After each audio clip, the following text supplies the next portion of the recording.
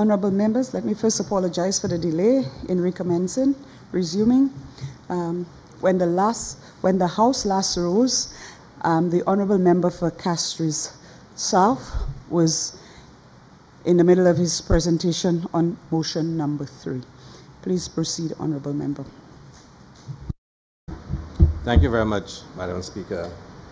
Madam Speaker, before I continue, I just need to understand. Your interpretation of Erskine Mays is that the opposition is required to make copies of documents as well as ministers. Because I thought when this matter was first came up and you distributed a photocopy of Erskine Mays, what it suggested was that the opposition is not obliged to make copies, but ministers of government are obliged. Are you saying the interpretation is that both sides are required to make copies? For the benefit of the newer members of Parliament, the Madam Clerk informs me that this is a matter that has been almost exhausted. The older members will recall there was a situation where there was a parliamentary session, and Ms. Jackie Simpson from the Parliament of Trinidad and Tobago was here and spoke at length regarding that. It appears that the practice in St. Lucia regarding making documents of the House, we have been for quite a while now, I'm talking about successive legislatures, parliaments, have adopted the wrong practice. It is one of the things that I do intend to address, but members, before we can withdraw that which members are accustomed to, before we can withdraw it, I need to give members a chance to understand it. So we need to go over the procedure. What I want members to understand is when they are making reference to documents, whether it's citation, because members have used that term loosely as making documents of the House, which ought not to be, and through no fault of some members.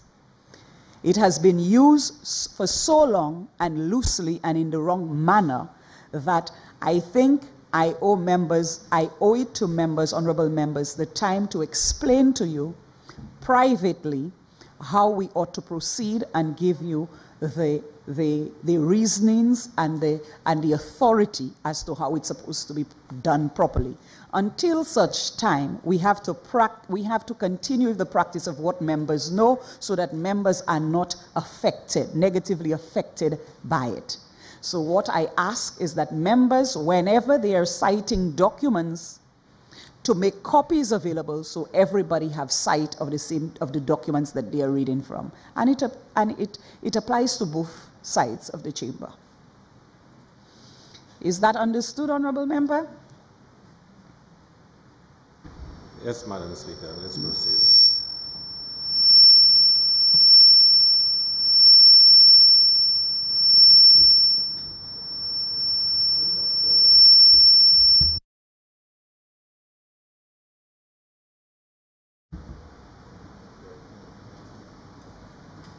So,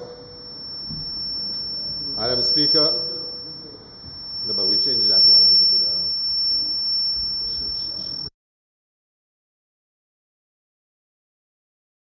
okay, let's hope it works. Even, honorable members, even if you speak above the noise, which is quite disturbing, chances are the recording is disrupted. So we need it for Hansard, and we need the issue rectified. So can we call the technicians to see what is going on, please? Something is obviously wrong.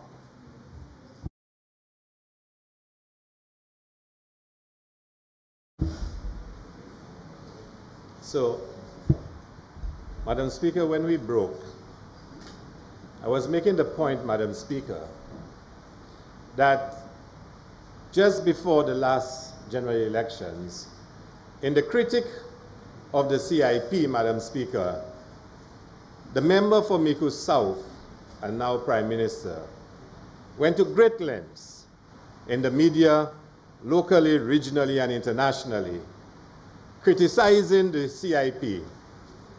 He made a number of specific criticisms, and I recall 3 of them, Madam Speaker, that monies made must go to the people of St. Lucia, that the board must be reconstituted, and Madam Speaker, he had a problem with diplomatic passports and appointments, whatnot.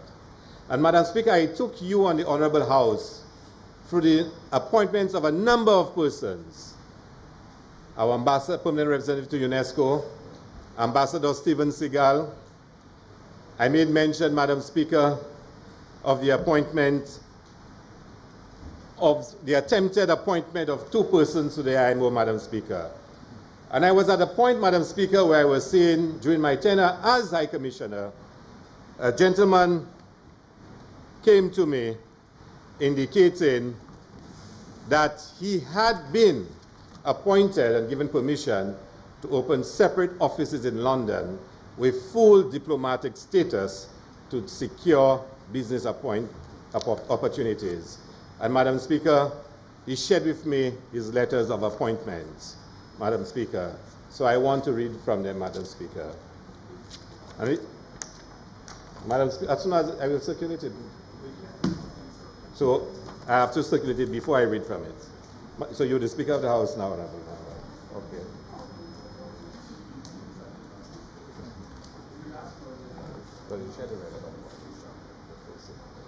Do I wait until you receive it and you read it before I continue, Madam Speaker?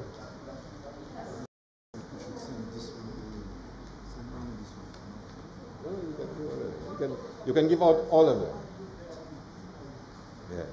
So, Madam Speaker, I had referred earlier, so let me just repeat whilst it's being circulated, Madam. The appointment of Ambassador Stephen Seagal. How many St. Lucians knew that this famous Hollywood actor, whilst he was starring in many movies, was in fact Ambassador Seagal? He was an ambassador of St. Lucia, and he had a diplomatic passport. And Madam Speaker, I was at Pigeon Point when he actually performed at jazz. I never knew he was such an acclaimed jazz musician, Madam Speaker. And I wonder who had made those arrangements.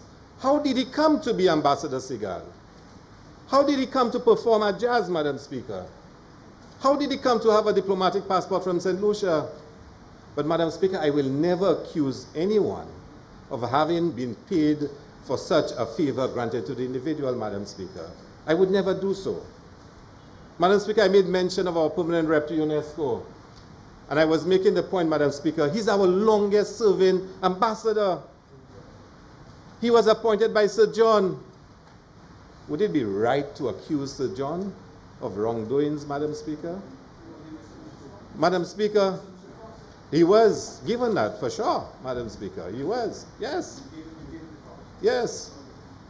Madam Speaker, I made mention of the appointment at the IMO, that there was actually an attempt to appoint a foreign lady to be our permanent rep and a St. Lucian living in the UK to be our deputy permanent rep.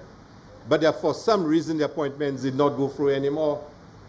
Somebody said to me, Madam Speaker, and I don't have a document to share, that it probably has to do with the records of the individual, of one of the individuals, Madam Speaker. Did St. Lucians know that, Madam Speaker? Was that associated with the CIP, Madam Speaker? It wasn't, Madam Speaker. And Madam Speaker, all this leads to a clear scenario. And Madam Speaker, I really wish I could continue, Madam Speaker, with my presentation. So this gentleman came to me, Madam Speaker, and said to me that he had been appointed, and he gave me his letters of appointment.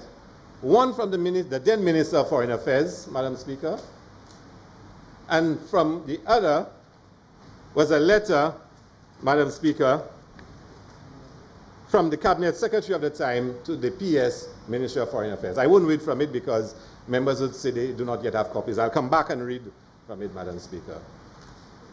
And Madam Speaker, these are all examples of the United Workers' Party appointing foreigners as ambassadors and providing diplomatic immunity, and yet never a claim that anyone was involved in any wrongdoing.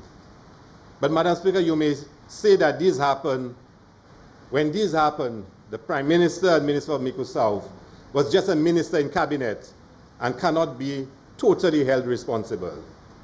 Then if that is the case, Madam Speaker, will the Prime Minister inform the people of St. Lucia of how many diplomatic passports has he or his government authorized since becoming Prime Minister? Can he tell us, and he will have a chance to speak, how many diplomatic passports has he issued or his government authorized, Madam Speaker?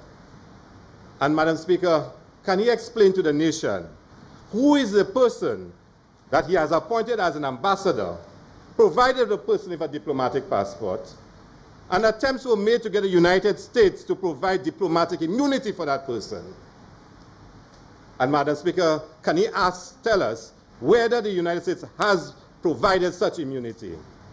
Because the United States, from the record, asked, why am I supposed to provide diplomatic immunity to that individual? What role is he going to perform in the United States? Madam Speaker, the member for Mico South was very vocal in accusing the SLP of not publicizing diplomatic appointments, even when they were publicized, and suggesting that there were sinister reasons for these appointments. But today, Madam Speaker, guess who is making the appointments in secret? And Madam Speaker, the documents will be circulated. I'm not even reading from them. But if you want me to read from them, Madam Speaker, I can read from them. So, Madam Speaker, I am not suggesting that making diplomatic appointments and appointing ambassadors is something that is necessarily wrong, Madam Speaker. Many small island states like ours, Madam Speaker, appoint foreigners as ambassadors. We make diplomatic appointments. It's called commercial diplomacy, Madam Speaker. I'm sure the member from Mico North, who has some knowledge of international relations, will attest to that. And the former foreign minister will tell you. So it's not unusual. But the Prime Minister and member for Mico South attempted to use a particular situation facing our country to tarnish the CIP, to denigrate the CIP, Madam Speaker. But Madam Speaker, remember I told you about Henley and all the things Henley said together with the Prime Minister about St. Lucia CIP? Would you believe that by November 2016, 5 months, Madam Speaker, after, Madam Speaker, the appointment, after the elections, St. Lucia is now ranked number 2 in the world.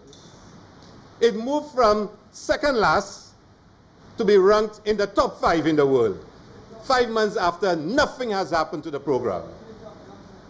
Except the person who was the biggest critic of the program, supported by Henley, is now Prime Minister, Madam Speaker. Madam Speaker, I'll tell you what really happened. Shortly after, Madam Speaker, Henley announces that it is opening an office in St. Lucia. The same Henley that was critical of St. Lucia's CIP, the same Henley that is now being accused in the media of facilitating the sale of a diplomatic passport, announced that they were opening an office in St. Lucia. And guess who, Madam Speaker, heads the Henley and Partners office in St. Lucia? A particular local lawyer who also happens to be the Prime Minister's personal lawyer. And I know he's his lawyer because he's representing him in the defamation case which I filed against him.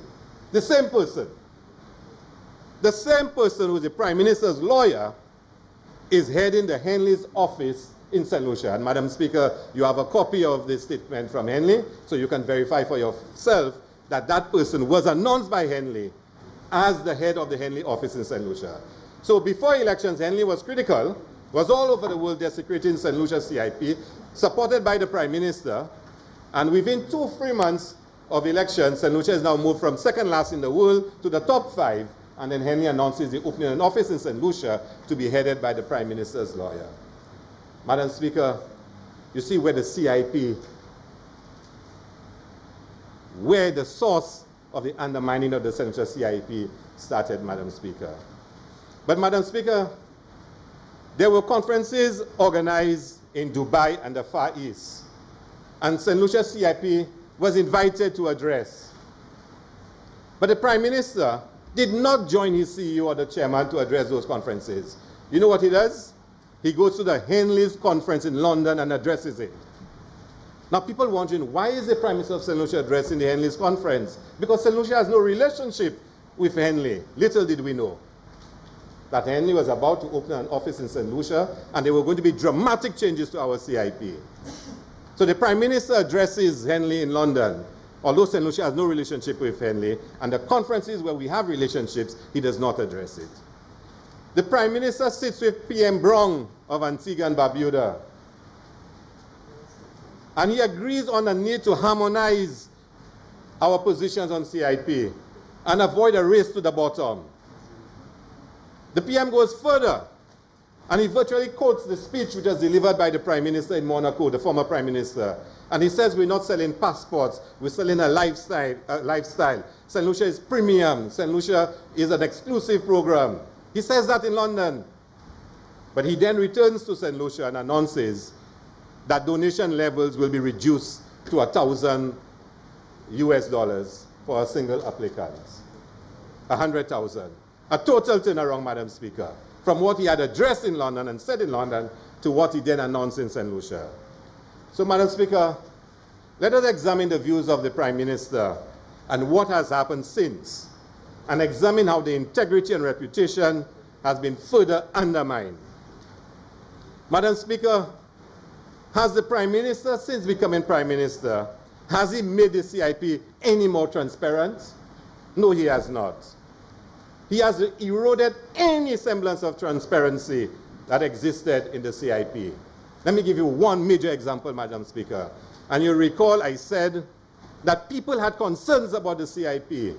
They wanted to know that the CIP would be well managed, that the people who became citizens would be persons of worthy character, that they wanted to know that the money is being made was being spent properly. And the Prime Minister himself said in his major critique of the CIP that the money belongs to the people of St. Lucia and not the government. Madam Speaker, the legislation of the CIP provides for a report to be submitted to this Honorable House at the latest September of each year. There was no report for the ending of September 2016, and September ends in 2 weeks' time, and there is no report before us at this meeting of the House. So we would have gone 2 years, or at least 2 dates, where the minister was supposed to submit to this House a report on the CIP, a report that said how many people applied, who was granted citizenship, who these people are, which countries they are from, as well as submitting audited financial statements as to how much money was earned and what those monies have been used for. Further, Madam Speaker, the legislation says that when donations are made to the CIP, they have to be transferred to the National Economic Fund. And Parliament has to receive a report as to how those monies have been spent and approve the projections for the next financial year. Madam Speaker, we have never done this in this Honorable House. The very transparency that the member for Miku South spoke about has been violated. Is that offensive language, Madam Speaker? Madam Speaker, can you guide me, by the way? If somebody says something that's not true, how do I describe it in the House? So I cannot say it was a lie. Economic with the truth. So, Madam Speaker, the member for Miku South, he said those things. He said he would do it immediately. And to date, he's had 2 opportunities to submit a report, Madam Speaker, to this Honorable House, and it has not been done. And Madam Speaker, I want to ask you as presiding officer, is it your responsibility to ask that such a report be submitted to this House? Because the CIP is a critical program in this country. And Madam Speaker, it's a rhetorical question, Madam Speaker. And Madam Speaker, we expect reports to be submitted in this House for 2016 and for 2017 that says how many people became new citizens of St. Lucia, where are they from, and Madam Speaker, we need to know how much money has been earned, and what those monies have been used for, Madam Speaker. That is what the legislation says has to be done, Madam Speaker. And Madam Speaker, the Prime Minister stood up some time ago in this House, Madam Speaker, and announced that 3 persons had failed due diligence, but 2 had been overturned or something like that, Madam Speaker. Madam Speaker, we need details on that. Because if somebody had failed due diligence, we'd love to know under what circumstances it was overturned and how it is they've now become citizens of St. Lucia. But the Prime Minister will get a chance to speak, so he will deal with those matters. Madam Speaker, has the Prime Minister and member from Mico South appointed a board which represents civil society? No, Madam Speaker. In fact, he has instituted a principle of political appointment. A principle of political appointment to the CIP. And Madam Speaker, sometimes when major corporations have vacancies for executive directors and general managers, it's advertised. I think it was advertised for Invest St. Lucia, and a new person has been announced. But we had a CEO of the CIP. We were told she was sent on administrative leave. Now, when you send somebody on administrative leave, you're making a major statement. You're saying that person is believed to have done something wrong and is facing an investigation. And the next thing we hear, there's a new CEO at CIP. We never heard she had been terminated. We never heard the job had been advertised. Now, I'm not criticizing the person who got the job. But, Madam Speaker, if the Prime Minister, when he was in opposition, said he wanted greater transparency in the management of the CIP, he has failed to exercise that precise point he said. Madam Speaker, millions of dollars is being earned through the CIP, and no one knows where the money is going or what it is being used for. The Prime Minister said one of his principal criticisms was that the money must go to the people of St. Lucia and not to the Labour Party government. But yet millions have been earned, and St. Lucians have never been told the exact amount and what the monies have been used for. Madam Speaker, the legislation is clear. That report must be submitted to Parliament, Madam Speaker. So, Madam Speaker, on January 5th, the government announced changes to the regulations. And it is these changes that we are asking the Honourable House to reinstate. The amendment of Schedule 2. Madam Speaker, the CIP was positioned as a high-valued option for persons who want to be part of a select few. This amendment, together with the other changes, made St. Lucia a cheap island paradise. In fact, when the changes were made, it was said that we're now cheaper than Dominica. That's how it was portrayed. Gone our argument that St. Lucia is a selected place, and that because of the price, not just about anybody can apply and become a citizen of St. Lucia. That was changed, Madam Speaker. We've cheapened St. Lucia. We've placed her at the bottom of the barrel.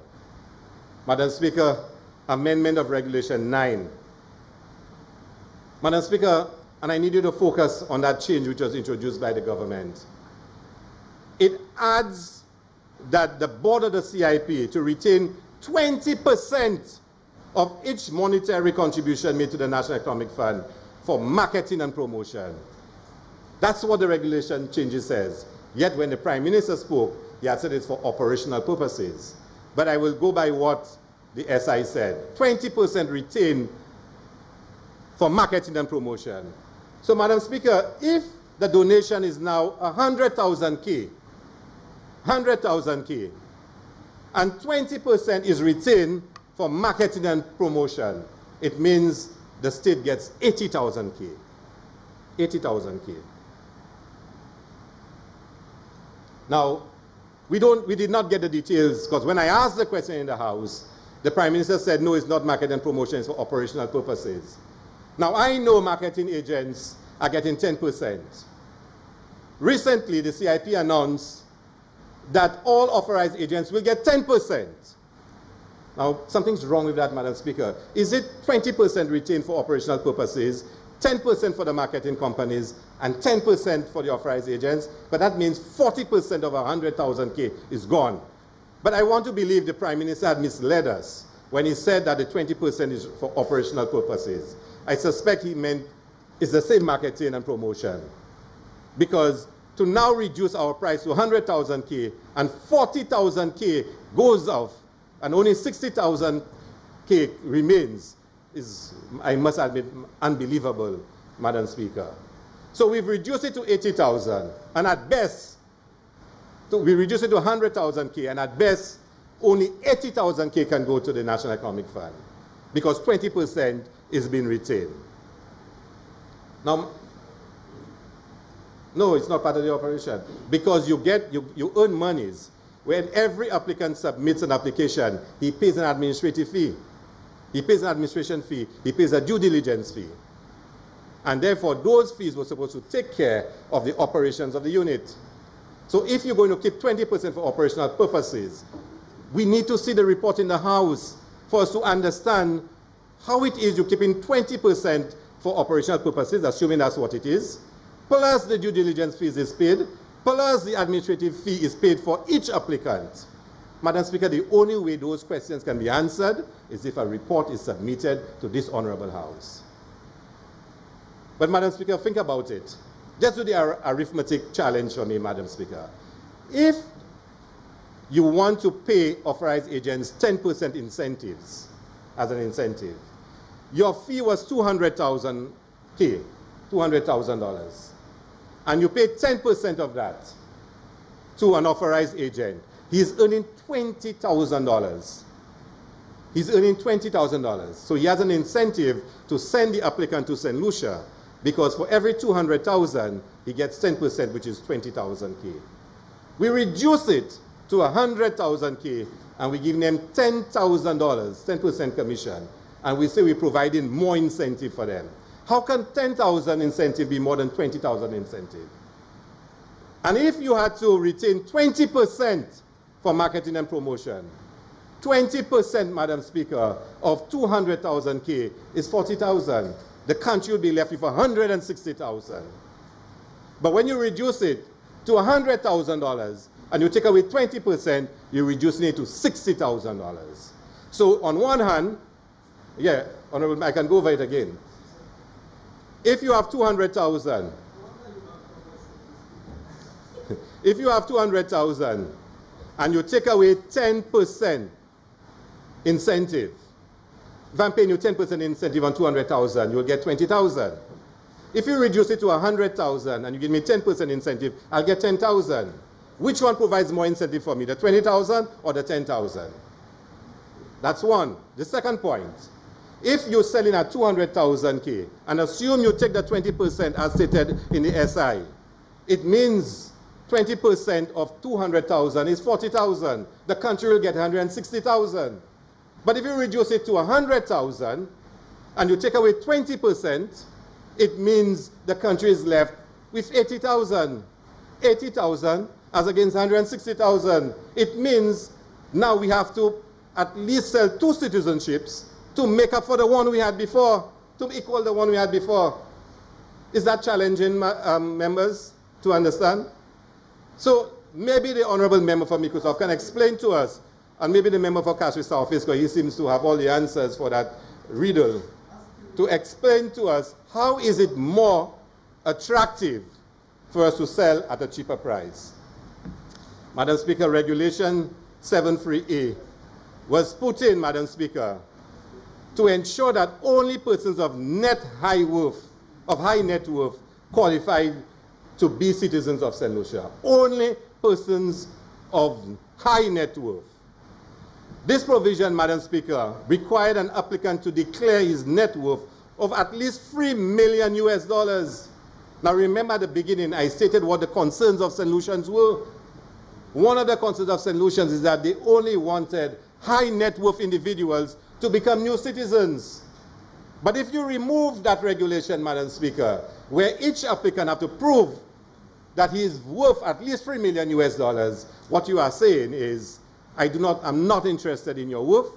You do not need to be a high net worth individual to become a new citizen of St. Lucia. And when you couple it with reducing the price to 100,000 K, you say to somebody, you don't need to have worth, and once you have 100,000 K, you can qualify to be a citizen of St. Lucia.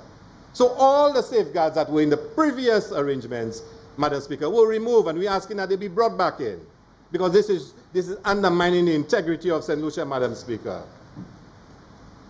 Madam Speaker, this program, because of the changes in the restriction on the net worth and the value of the donation, no longer attracts high net worth individuals to St. Lucia. St. Lucia has become a cow that can be milked by any person with $100,000, Madam Speaker. Regulation 7(9), Madam Speaker, the restriction of 500 applications annually, Madam Speaker, was designed to make the program exclusive. If you restrict the number of persons allowed into the program, then you reduce the possibility of unworthy persons that would become citizens of your country. So let's go over the three again. You must declare your high net worth of at least $3 million. Your donation level is $200,000, and only 500 allowed each year, Madam Speaker. All designed, Madam Speaker, to ensure that our program, Madam Speaker, is robust, our program is exclusive, and our program sells St. Lucia as a desired location. Madam Speaker, we also sought to introduce the most rigid due diligence process. We studied what the other islands were doing, Madam Speaker, where they were faltering, and we decided we had to have a more robust due diligence than ever before. That persons had to go through the regular due diligence. They had to go through policing due diligence, Madam Speaker. And then, Madam Speaker, you read in the DSH agreement a commitment being made to DSH that their applicants that they bring into this country will be approved no more than 45 days, Madam Speaker. And Madam Speaker, I cannot present the document to this House. We know the history of that document, Madam Speaker.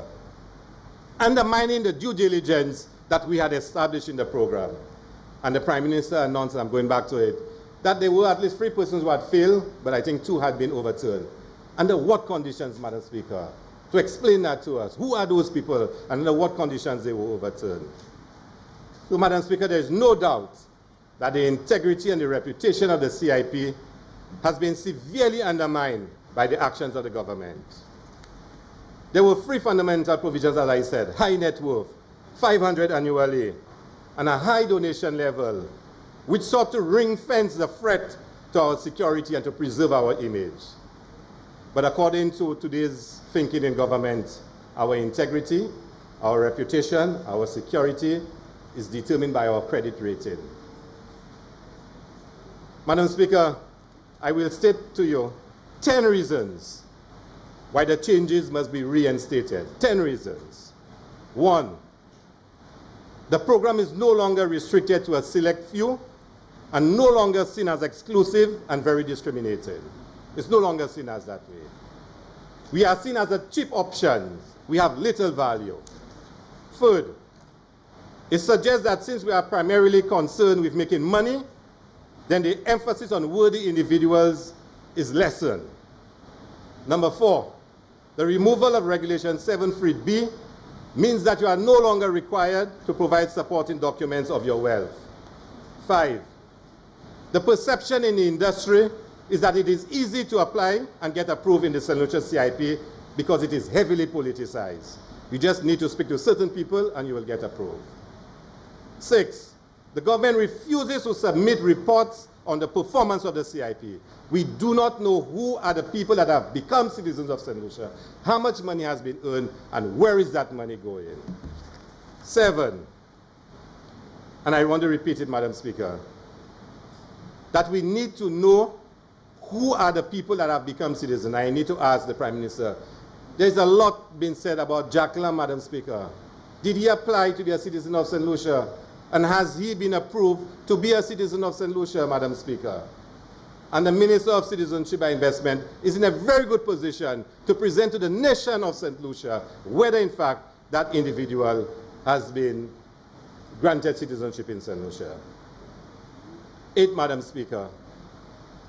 In the budget, Madam Speaker, presented earlier this year, about $43.6 million was stated as revenue from CIP. Madam Speaker, we need to know what that money is going to be used for, and we have to be told. Madam Speaker, can the Prime Minister tell us what is being done with the 20% being kept by the board, Madam Speaker, what is meant by operational expenses, and I'm sure he can give us a very good explanation. Finally, and very importantly, Madam Speaker, we are seen in the industry as having less restrictions and therefore open for all. For the sake of our security, we need to restrict the persons who can become citizens. This is a high-risk program. Madam Speaker, we need to know and send out clear signals as to who can become citizens of St. Lucia. Under what conditions, Madam Speaker? Madam Speaker, we are seen as having dropped the level of due diligence we had. And Madam Speaker, on that note, I have heard, Madam Speaker, and the Honorable Minister and other relevant ministers can answer, that the Canals project has been approved as a project in St. Lucia. I recall, Madam Speaker, when I was chairman of CIP, that the Canals project had failed due diligence. And if they had failed due diligence, how can they now be approved as a project, Madam Speaker? How can the cabinet approve a project when they failed due diligence? And the level of due diligence I know they had failed was basic due diligence. It was not even in-depth due diligence, Madam Speaker. Madam Speaker, there's a lot going on. A lot going on, Madam Speaker. Because in another jurisdiction in this country, it is said that there were a batch of applicants, and I need the minister to clarify that, a batch of applicants by a developer, and he wanted to shift it to St. Lucia. And the banks in that jurisdiction had sent clear signals that they're not accepting monies from Iran and Syria. And therefore, since those applicants were from Iran and Syria, they would have difficulty in the monies coming to St. Lucia, coming to that jurisdiction. And it is said that the monies will go to, the applications will go to St. Lucia. And we need to know and to be assured by the Prime Minister that there will not be any attempt to allow persons that cannot be approved in other jurisdictions to come to St. Lucia. Because, Madam Speaker, the talk is, and I'll tell you, and it will come up later, and certainly in my rebuttal I'll provide more information on it, that persons are now learning that if the local banks are not accepting the monies, they can open an account in Dubai and make the monies be deposited in Dubai, and then they will find a way for it to come to St. Lucia. And we need to know whether St. Lucia government has opened an account in Dubai to receive monies that would be problematic to come to St. Lucia, Madam Speaker. The Honourable Member for Miku South and Prime Minister can provide us clarity on whether or not there's any intention to open an account in Dubai, whether one has been opened, and whether we are accepting applicants from Iran and Syria. Because, Madam Speaker, only last month it was announced that the US government, listen to this, had charged IPSA. IPSA is a firm that does due diligence for the CIP program. It does due diligence for CIP in St. Lucia. And the US government fined IPSA for breaking the sanctions against Iran because IPSA had used local contractors in Iran and Syria to do due diligence for them. IPSA works for our CIP. Are we accepting applicants from Iran and Syria to St. Lucia? And if they are, our local bank who's accepting, there's only one bank in St. Lucia accepting CIP monies right now. One. Bank of St. Lucia. And whether or not the fear of corresponding banks do not accept money from Iranians and Syria, are we circumventing it by opening an account elsewhere, and whether that has been authorized? Madam Speaker, I want all members seated here to reflect on what has happened to the CIP. The CIP was designed and built as a program with immense admiration from other countries because simply we had learned from them and we had ring-fenced our program. That reputation has been shattered by the actions of the Prime Minister and members on the opposite side. The changes which were instituted, Madam Speaker, must be reinstated, and to send some clear signals to the international community that we are serious about our CIP program, and that, Madam Speaker, it is a program that one should wish to be part of. It is well managed. It has the highest level of due diligence, Madam Speaker. And I ask honourable members to so consider. And I so move. Thank you very much.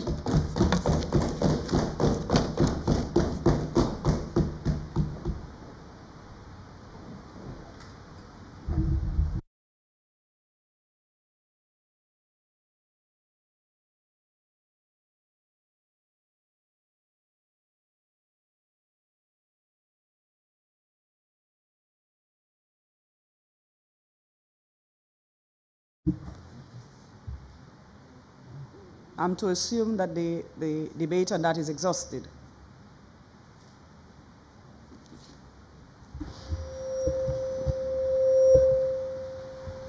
Honorable Minister for Tourism, Information and Broadcasting. Thank you, Madam Speaker. Madam Speaker, I rise to categorically reject, Madam Speaker, the motion that has been put forward here for the House's consideration this afternoon. Madam Speaker, in doing so, I would like to make a couple of points about the CIP regime and the various programs in the Caribbean. And while I may not directly respond to the long-winded presentation from the member for Castries South, some of my points may automatically do so.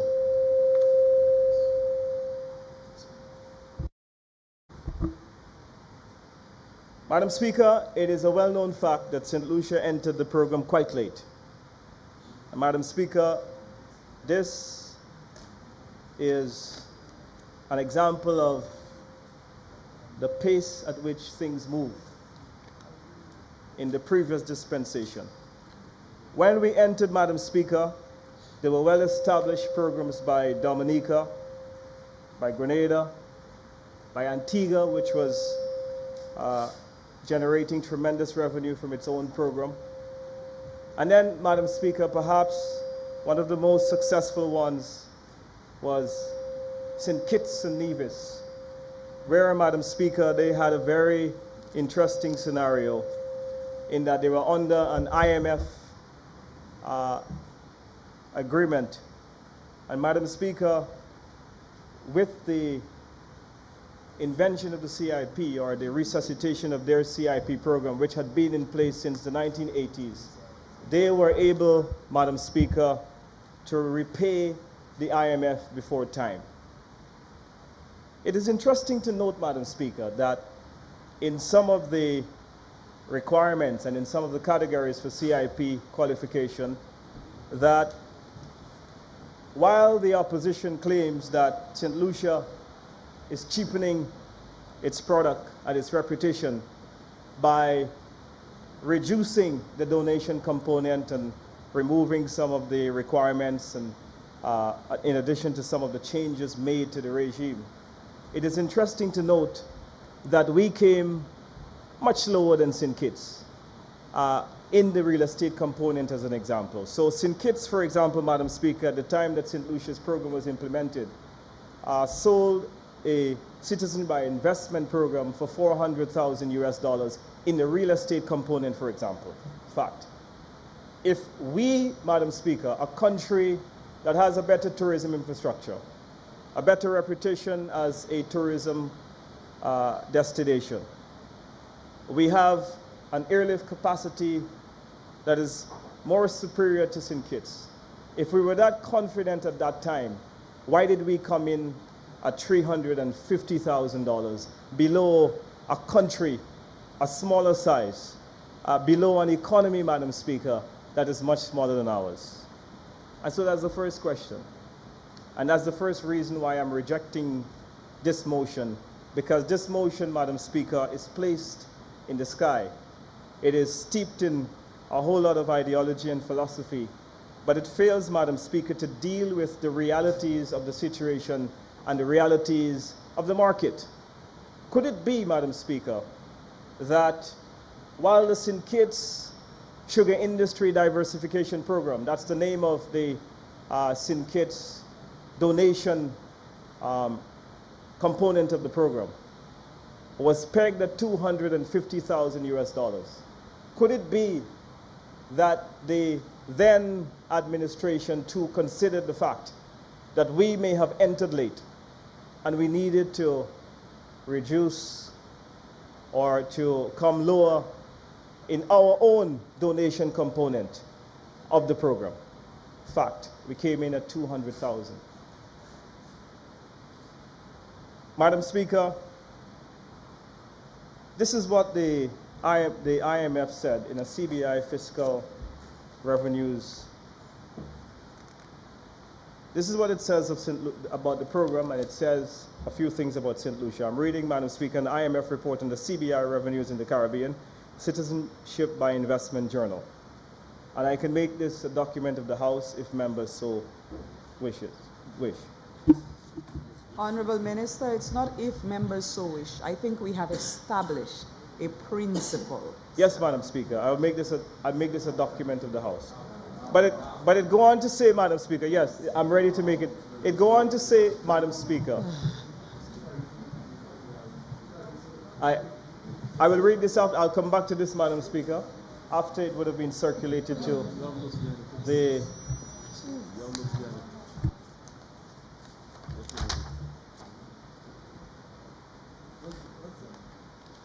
I'll make it a document of the House, Madam Speaker, and I'll come back to reading it. But, Madam Speaker, it said in the document, which I will take some extracts from. It said, Madam Speaker, that St. Lucia's... I'm not reading the document. You'll be able to follow it. Excuse, hello? Yeah. He's speaking from the top of his head. And so, Madam Speaker, when the document will be made available to members of the House, they'll be able to see, Madam Speaker, that the IMF described St. Lucia's program as a failed launch in 2016. Those are not my words. Those words will be made available to you for you to see, and you will believe the IMF. You don't have to believe me. I am just a mere politician. And so the failed launch, Madam Speaker, where we see the current regime fail to excite the market. Because if you ask the Honorable Member for Castries South, who is priding himself around about the amount, about his involvement, and he was the former chairman, he never said how badly the program performed under the previous dispensation and the previous regime.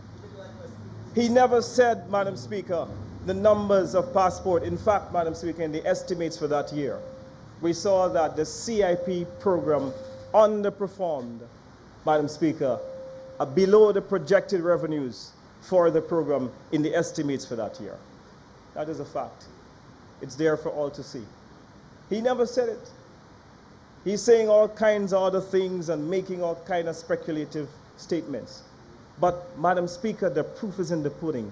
Show me the empirical evidence that what you have implemented has actually worked in the current circumstance.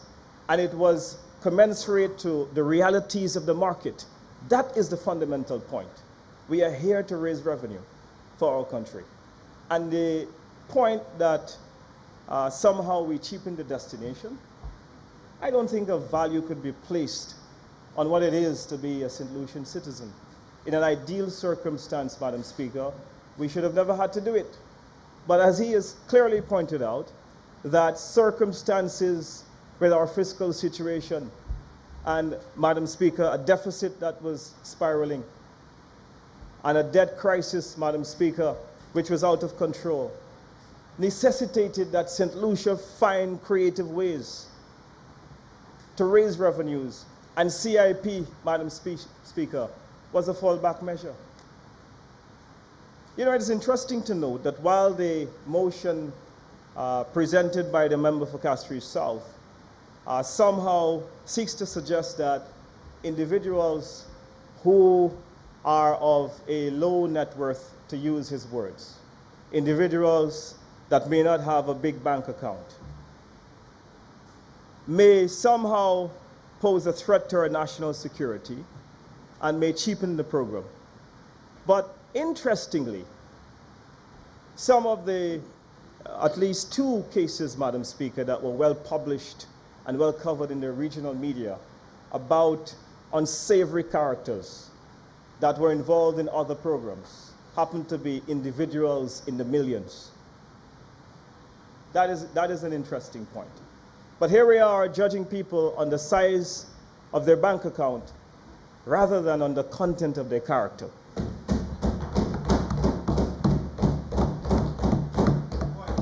And so that is the point, Madam Speaker, right?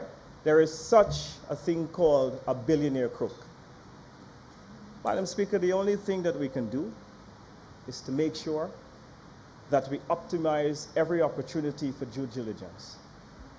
And even so, Madam Speaker, when we would have ensured that you have a very robust due diligence mechanism, due diligence, Madam Speaker, is not perfect.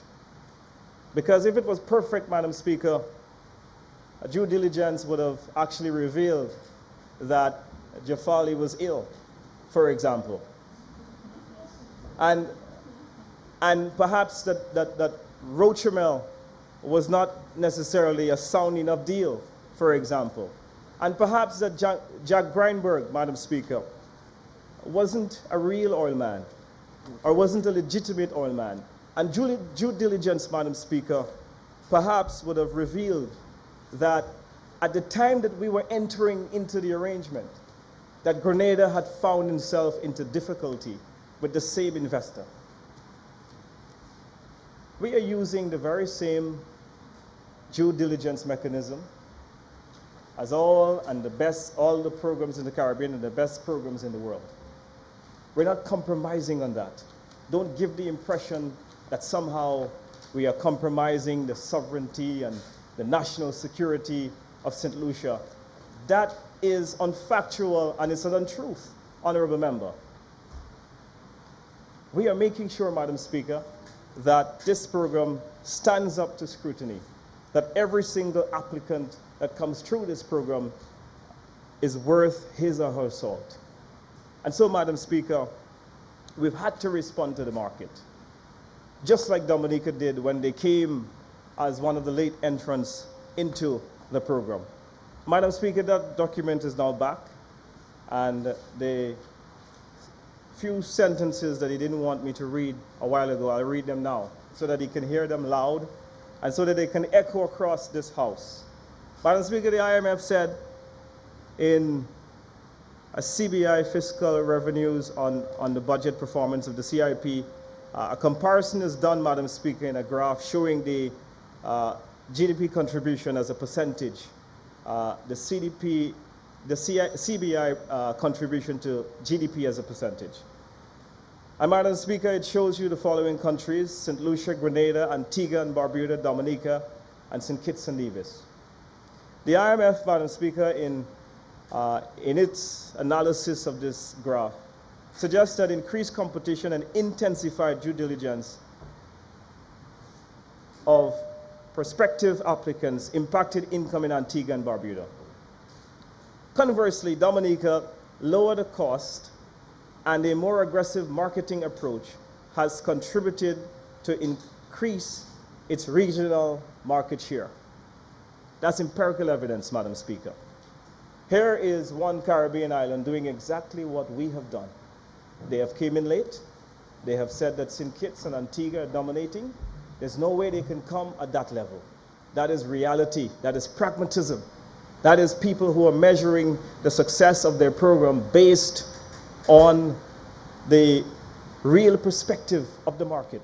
Not ideology, not long-winded statements, not bringing motions in the House to perhaps try and beef up your own image. It's not about that. It's about, has your program worked? The answer is no. Because the IMF goes on to say that St. Lucia, after a disappointing launch in 2016, had to make its program more competitive. And what is the result? After we have done so, right? What is the result? I will leave it to the CIP minister to tell you the results. Because what I know is that applications are on the increase. What I know is that the marketplace is excited about what we're doing.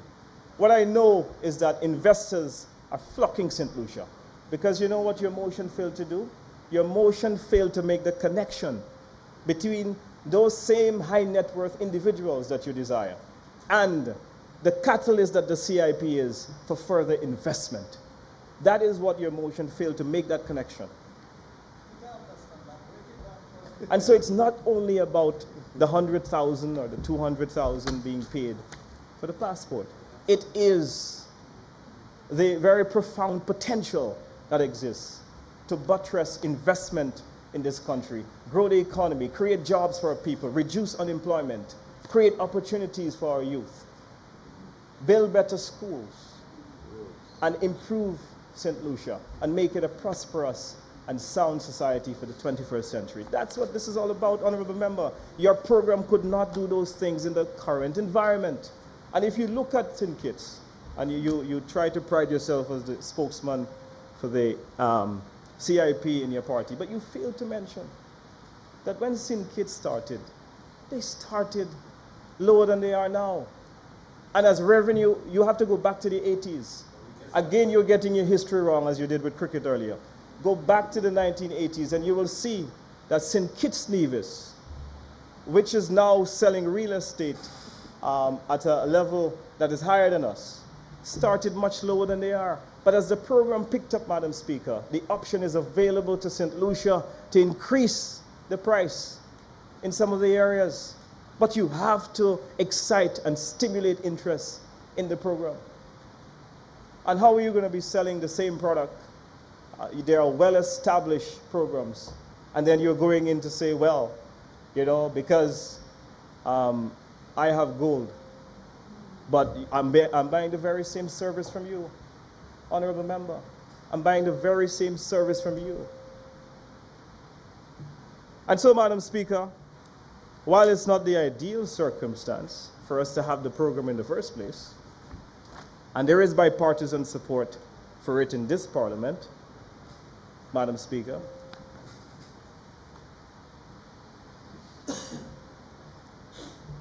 we have to re-engineer the program. And that's what these efforts are, at amending some of the regulations. Madam Speaker, he spoke of removing the cap from 500,000, from 500 passports per year. Madam Speaker, if the program is going to peak and you're trying to raise revenue, why limit yourself? We have seen with the various islands that there have been peaks and troughs. The results of the sales of the product fluctuates, Madam Speaker. So having a cap is not what's going to turn undesired individuals from St. Lucia. It is making sure that you extract every opportunity from your due diligence that will ensure that you have the desired individuals to come to the country. And so that's what it is. So why limit the market? If people are excited, why limit it? Why limit it? Look at the program over 5 years. You propose to sell in your program 2,500 passports. Some years it will be 700, some years it will be 2. But if you have a program or a legislation that is too stringent and legislation that limits the capacity of the program to expand, then you are impeding on the success. And so therefore I cannot support your motion to reinstate those aspects of the regulation on this basis, because it is not steeped in reality. And so, Madam Speaker, the claims of threat to national security are baseless. Madam Speaker, therefore, I reject this motion. And I want to say, Madam Speaker, that we are going to do everything we can to make sure that We maximize due diligence. We're not going to do like the opposition. You know, I have a cabinet conclusion here, Madam Speaker, which I want to make a document of the House. And Madam Speaker, I'm not going to stoop as low as they did and call the name of the investor. I will allow them to do it. But, Madam Speaker, the previous regime, making this a document of the House, gave CIP approval to developments where they have never seen a drawing, where they have never had DCA approval. I mean, you're talking about a robust program. You're not even sure what the investor is doing. Please make this a document of the House, right? But here you have your board passing and approving a CIP approval without seeing the Honorable Member for Castries South. I mean, it was only under such leadership you would see that kind of behavior. And so, Madam Speaker,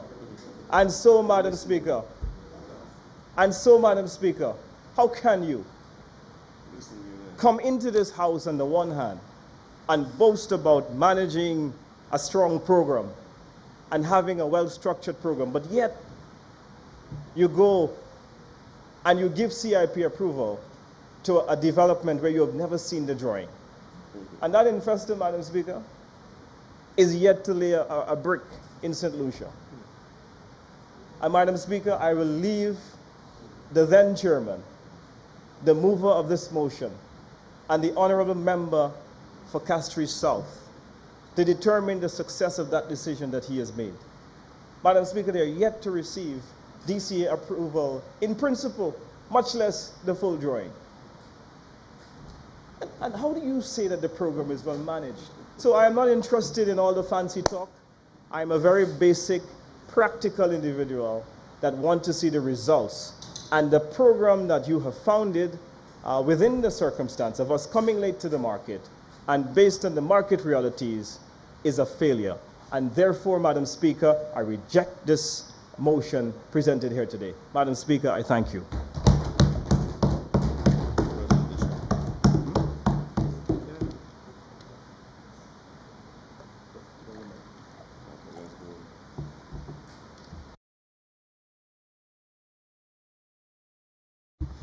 I just want to warn honorable members, I'm not going to play that cat and mouse game anymore about mics. Is there further debate on this motion?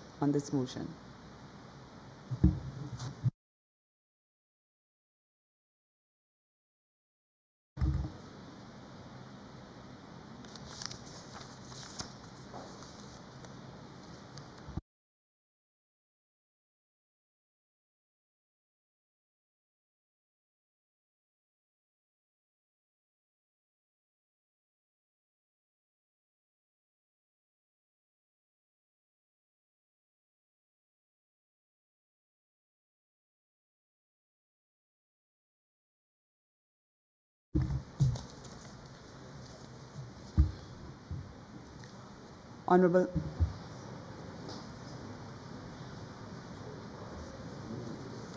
Leader of the Opposition and Member for Castries East.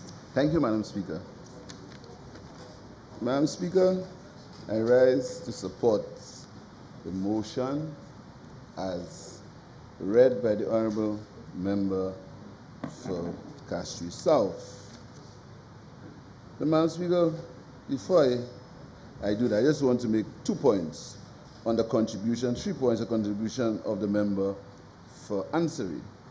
Remember, before you asked him to make it a document of the House, he said St. Lucia had a failed launch. Failed. He used the word failed, and the document of the House shows disappointing. I will not ask him to withdraw. There's a classic difference between failed and disappointing. Very, very classic difference. I want to ask you, but you see that's, and as I go, Madam Speaker, I will show you how their own words will be used to show their own words, Madam Speaker. Their own words. I'm coming. So, Madam Speaker, he said that St. Lucia had a failed program, and the document says disappointing. Secondly, Madam Speaker, he says that St. Lucia the program as envisaged by the governmental party was wrong because it failed. It did not have the results that it envisaged. The program was tabled in this Honorable House on the 28th of July 2015. It was launched in October, and we started to receive applications in January. The elections were held in June, and the people decided. So you are judging 6 months. You're judging 6 months. And on 6 months, you have the wisdom and the knowledge to know in 6 months that it failed. Fine. Madam Speaker, first of all, when this government decided to go into the CIP, the government at the time understood the nuances and the issues involved. So a bipartisan committee was formed, and that committee comprised of members of the opposition, members of civil society, members of the Chamber of Commerce, and they decided that St. Lucia needed to go with a CIP program. The report was agreed in cabinet and Parliament approved it. There were wide discussions, and the government at the time thought that it was important enough for there to be widespread discussions all over the country about the CIP program.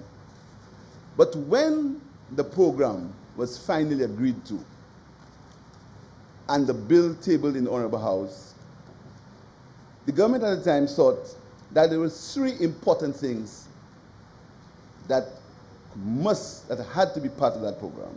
1, the honor and integrity of St. Lucia must be uppermost. St. Lucia cannot be for sale at any cost or at the lowest bidder.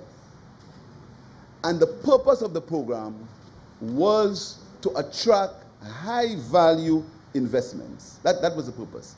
It wasn't a matter of selling passports to the highest bidder or selling passports en masse. That was not the issue. We were guarding against the sale of St. Lucia's patrimony en masse. And I'll tell you something. And in that same contribution, the honorable member for Miku North, I think, who was leader of the opposition at the time, and I want to quote from Hansard. Hansard is already a document of the House, Madam Speaker. And I quote from page 24, Tuesday, July 25. And I quote, and here's what she said. I just heard my colleague from Castries North express an anxiety that perhaps should all investors register in Viewfort South, that may tilt the political landscape one way or the other. I could not help but hearing this in passing. I remember the SH is in Viewfort South. So I think we should consider voting rights are incorporated in here.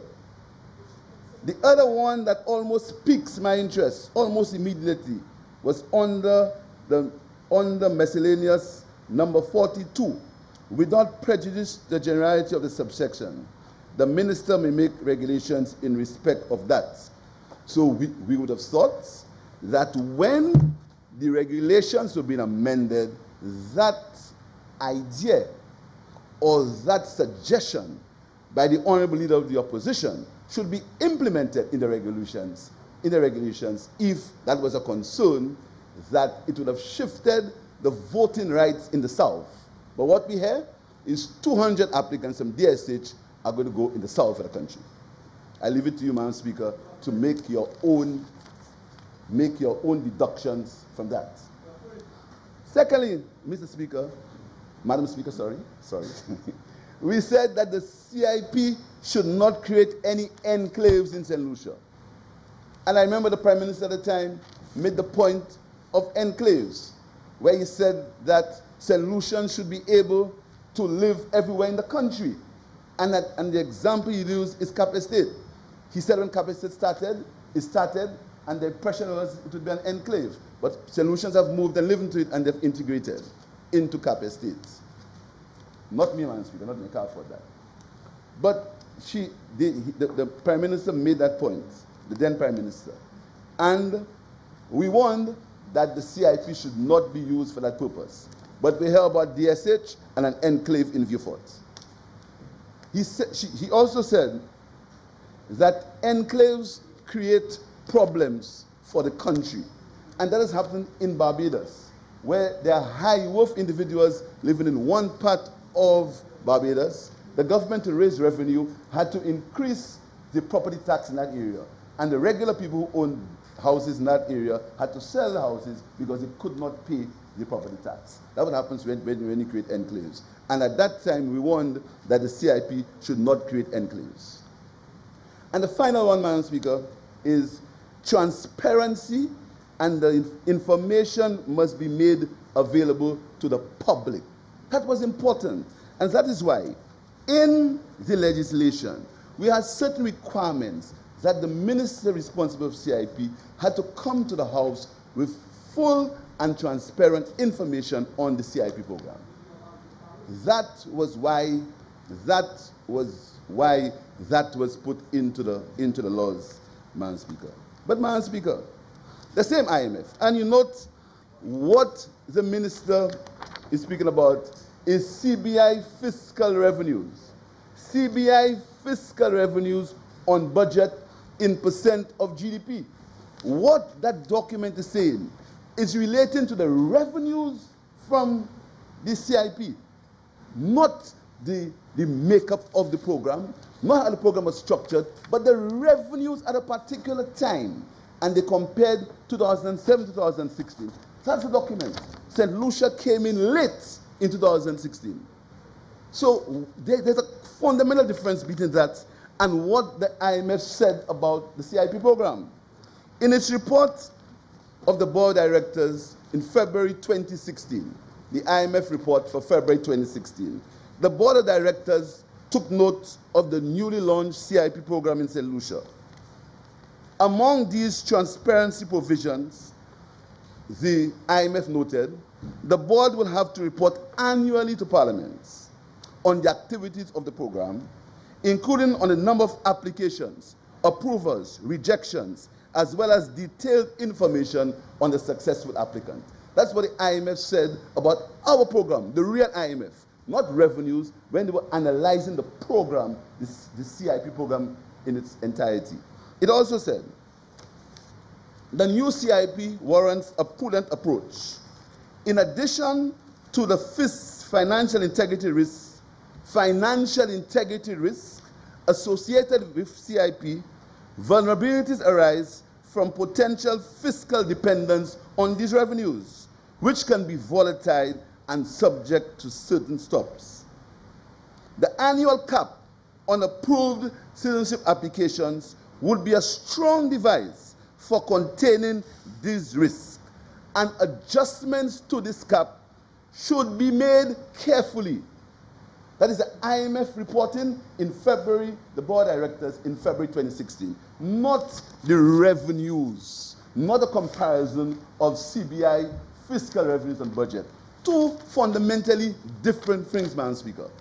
The one, the IMF board of directors are speaking about appraising St. Lucia for the steps it took in implementing the CIP, and the second one is the revenues based on the reality of the situation.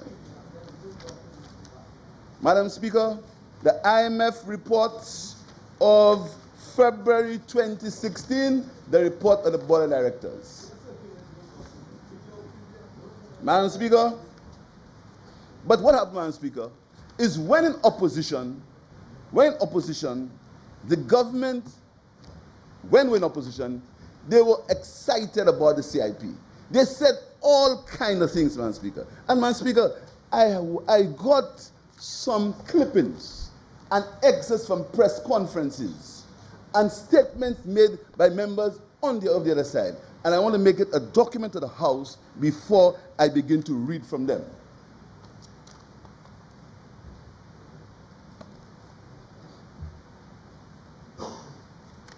You heard You hear, Madam Speaker, members are very pious. They always wanted CIP. They thought CIP was good. All what they did was to make CIP easier for people to invest. Piousness, mea culpa, mea culpa. Listen to what they started to say about the CIP. UWP Miku Solve Meeting, December 6, 2016. The Honorable Alan, no, he wasn't, yes, he was Honorable. The Honorable Alan Shasley. We want the government to reconstitute the board. It cannot be that cabinet is going to appoint all the people on the board. The commission must be independent and autonomous from government. They changed the regulations. Did they do that?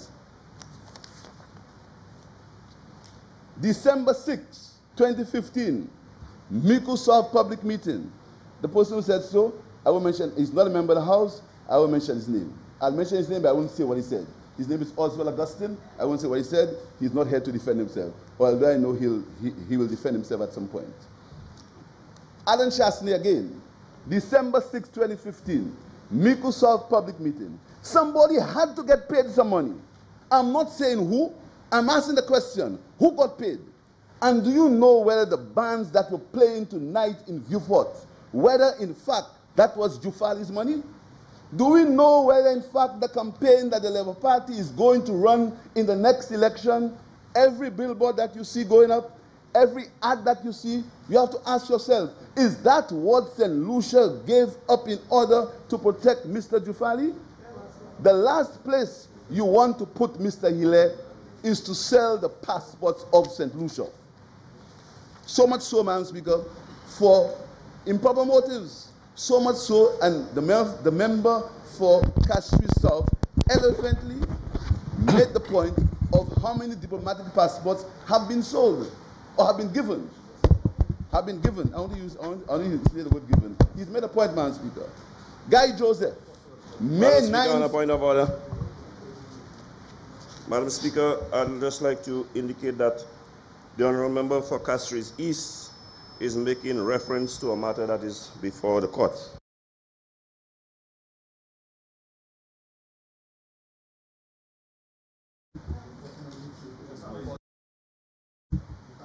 Yes.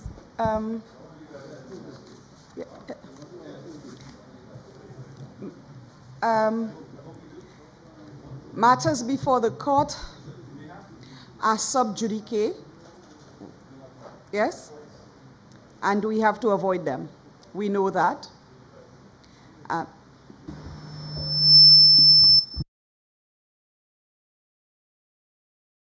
Madam Speaker, in this very House, you rule on this same matter, on a point of order, Madam Speaker, on a point of order, 35(1). You rule it was permissible for members on the other side to cite the case because it was a defamation case. Today I'm hearing you're ruling otherwise. I just want for the record, Madam. Pardon? Yes, okay. Yes.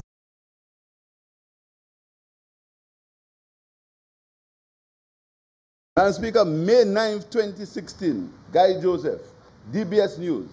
I wonder if Dr. Hille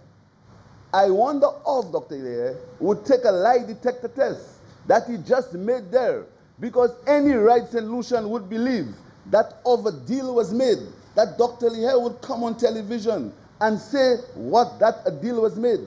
But apparently, conveniently now, he appears to know what has happened. So we are to take Ernest Hille's word that there was no deal made with Jufali? Is Ernest Hille now a Kenny Anthony? Seems to me that because it appears to me that the St. Lucian public just supposed to take it. December 15th, 2015, Gail Rigobot. For those who want to diminish the importance of the Jufali situation, let me remind the government and people of St. Lucia that as a small island state, our reputation is of utmost importance, and that when we engage both citizens and non-citizens to hold ambassadorial positions or to act on behalf of the people and country, that these people must be held to the highest standards. We must never seem as using our diplomatic passports and or diplomatic immunity to protect the personal agendas of some. That is very risky. And on the eve of the implementation of the Citizenship by Investment Program, I can well imagine the alarm bells that rang throughout the international community because of this Jufali matter, because it raises several questions. NBC News, April 21st, 2016, Alan Shasley. I just cannot believe that it took Dr. Lee here this long to do something common sense ought to have told him. He should not have allowed the name of St. Lucia and the reputation of St. Lucia to the extent that it is. I think that he is personally responsible for tarnishing the CIP program, along with the Prime Minister. He has refused to put in legislation to make sure the CIP program is independent. I want to read it again. He has refused to put in legislation to make sure that the CIP program is independent. I mean forever. CIP is now going to be affiliated with politicians in St. Lucia. Now, these were the statements before June 16. They have changed the regulations. They have amended the regulations, but in none of these amendments have they decided to put in the things that they were talking about when in opposition. That is when reality of government hits you, and that is when you realize all what you were saying on the campaign trail was incorrect, and you were saying to people what you would not have done, but you said it because you believed that there was a soft underbelly and you could get political favor. And that's what happens to you. So you change the regulations and you refuse to do any of the things that you said you would have done when you were in opposition. As evidenced by what you said in public and what you said in this honorable house. Madam Speaker, the leader of the opposition at the time wrote several letters about the CIP program. He wrote several letters about the CIP. And the gist of these letters was transparency. The board had to be independent. He asked the Chamber of Commerce to appoint people on the board. He said that the board should be autonomous. He also said that the money from the CIP, people should know where that money is going. Madam Speaker, at that time, the member from Miku South was screaming about transparency, screaming about the board of directors. He has amended the regulations. What he has done in amending the regulations, he has removed one, the cap. A $500 cap would have given scope for more transparency. We would have been able to know who the people who had bought our citizenship, and we'll be able to find out who they were, what was their bargain, etc. $500 per year, easier to manage. Now, by your own words, Madam Speaker, you were saying, I'm making no bones about it. We are trying to sell as many citizenship programs as we can in the shortest period of time in order to get that money, in order to be able to sell, to seed the sovereign fund. That is the same people in opposition that were clamoring for transparency, clamoring for accountability. Now they want to sell as many passports as possible. But, Madam Speaker, I will put it to you that with the reduction of the CIP, the donations portion of the CIP, St. Lucia is losing more than it is gaining. And the example I will give you, Madam Speaker, is the range development. And in that development, what is being used, Madam Speaker, is the real estate option. Under the old real estate option, Madam Speaker, the developer was given a number of investment slots to raise capital for the development. Using the approach, the developer gets US $300,000 for investment, whereas government gets the fees according to whether it's a single applicant or family. A family would pay more. The investor who gets that citizenship, holds the investment for at least 5 years. So he has the $300,000 investment option. He can hold it for 5 years. And that's important because I'll come back to you why that is important. Because he's got a slot he can hold for 5 years, and I'll tell you why it's important in a while, Madam Speaker.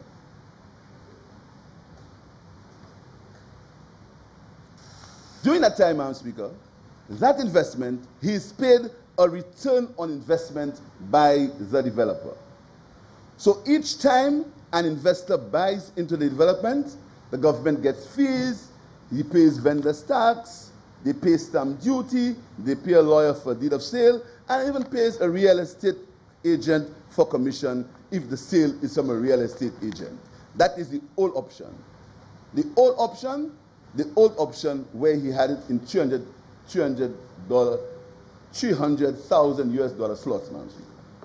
But, Madam Speaker, for range development, for the range development, the Prime Minister, contrary to Section 33(2) of the Act, and I'll read Section 33(2) of the Act, Madam Speaker, for ease of reference. I'd have to make it a document of the House because it was passed in this honorable House. Section 33(2) of the CIP Act, here's what it says. It says, the St. Lucia National Economic Fund is established. Qualifying investments of cash shall be paid into the St. Lucia National Economic Fund, subsection 2. Subsection 3, the Minister for Finance shall lay before Parliament every financial year for its approval the purposes to which the funds will be allocated. Section 43(2). Correct me if I'm wrong, Madam Speaker, I see nothing in that act about sovereign fund. If there is, I yield. I see no mention in the act of sovereign fund. If there is, I yield. But, Madam Speaker, it speaks about the National Economic Fund. But, Madam Speaker, in the range development, Madam Speaker, is a public knowledge, is a project worth $166 million US, 453 million EC dollars. 453 million EC dollars, Madam Speaker. Now, we want to make one assumption. The applicants are families of 4. Under the new plan, as changed contrary to Section 43(2), you would need 1,105 applicants to buy donations in the range development. That will come, Madam Speaker, and the Prime Minister said that 1,105 applicants will give you the $453 million you need for the development. But he is going to on-lend that money to range at 2%. Now, we borrow money to do projects in St. Lucia at 6%. 6%, 6.5%, sometimes 7%. But the government is selling 1,105 of St. Lucian passports and going to lend it to a foreigner at 2%. Going to sell 1,105 St. Lucian passports and on-lend it to a foreigner for 2%, at 2%. So the only benefit from that initial sale of the 1,105 passports, apart from the fees that are paid to the agent, etc., would be the interest of 2% on $453 million. That's the only benefit. Now, let me tell you what will happen under the old system. Under the old system, Madam Speaker, you would need 560 investors, each at $300,000 to invest. These investors would pay the government vendor's tax, they'd pay the government stamp duty, they'd pay the government administration fees, even though you remove the 20% that the Prime Minister is talking about. The authorized agent, Madam Speaker, would get $5,000, and St. Lucia would earn after 5 years, $223 million from the sale of 560 passports if they had used the old option. So over a 20-year period, Madam Speaker, look at the amount of money St. Lucia would have earned as compared to the new regime where the donation is $100,000 and you take the St. Lucian's passport money, you unlend it to Range to Development, or you unlend it to any other person at 2%. But you're going to borrow money to develop the country at 6%, something at 7%. And where are the benefits for St. Lucia, Madam Speaker? Where are the benefits for St. Lucia? So, Madam Speaker, in the old system of donations, even though it was $300,000, the investment slots could be sold, they could be bought, they could be sold, and money would have been made anytime the investment is bought or sold. But in that new option, the $100,000 period, 1,105 passports, that's it. What St. Lucia gets is a hotel and the interest. But, Madam Speaker, how do we know that the hotel, and I don't want to be misquoted here, how are we sure that the hotel will be completed? History shows us there are a number of failed projects all over. In our time, the Pralin was a failed project. We started with good intentions. It was a failed project.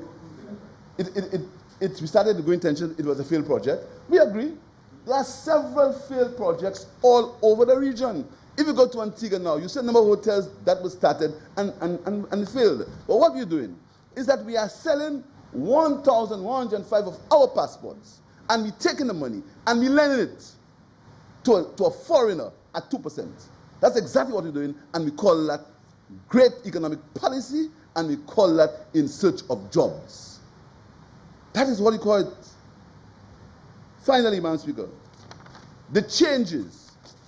There is nothing in the legislation that allows the Minister of Finance to do that. He cannot show me anything in the law, in the CIP legislation, that gives him the authority to sell our passports and unlend it. There's absolutely nothing in that act. He cannot tell me. He's got absolutely no authority to do what he's doing unless he changes the law as it relates to the CIP.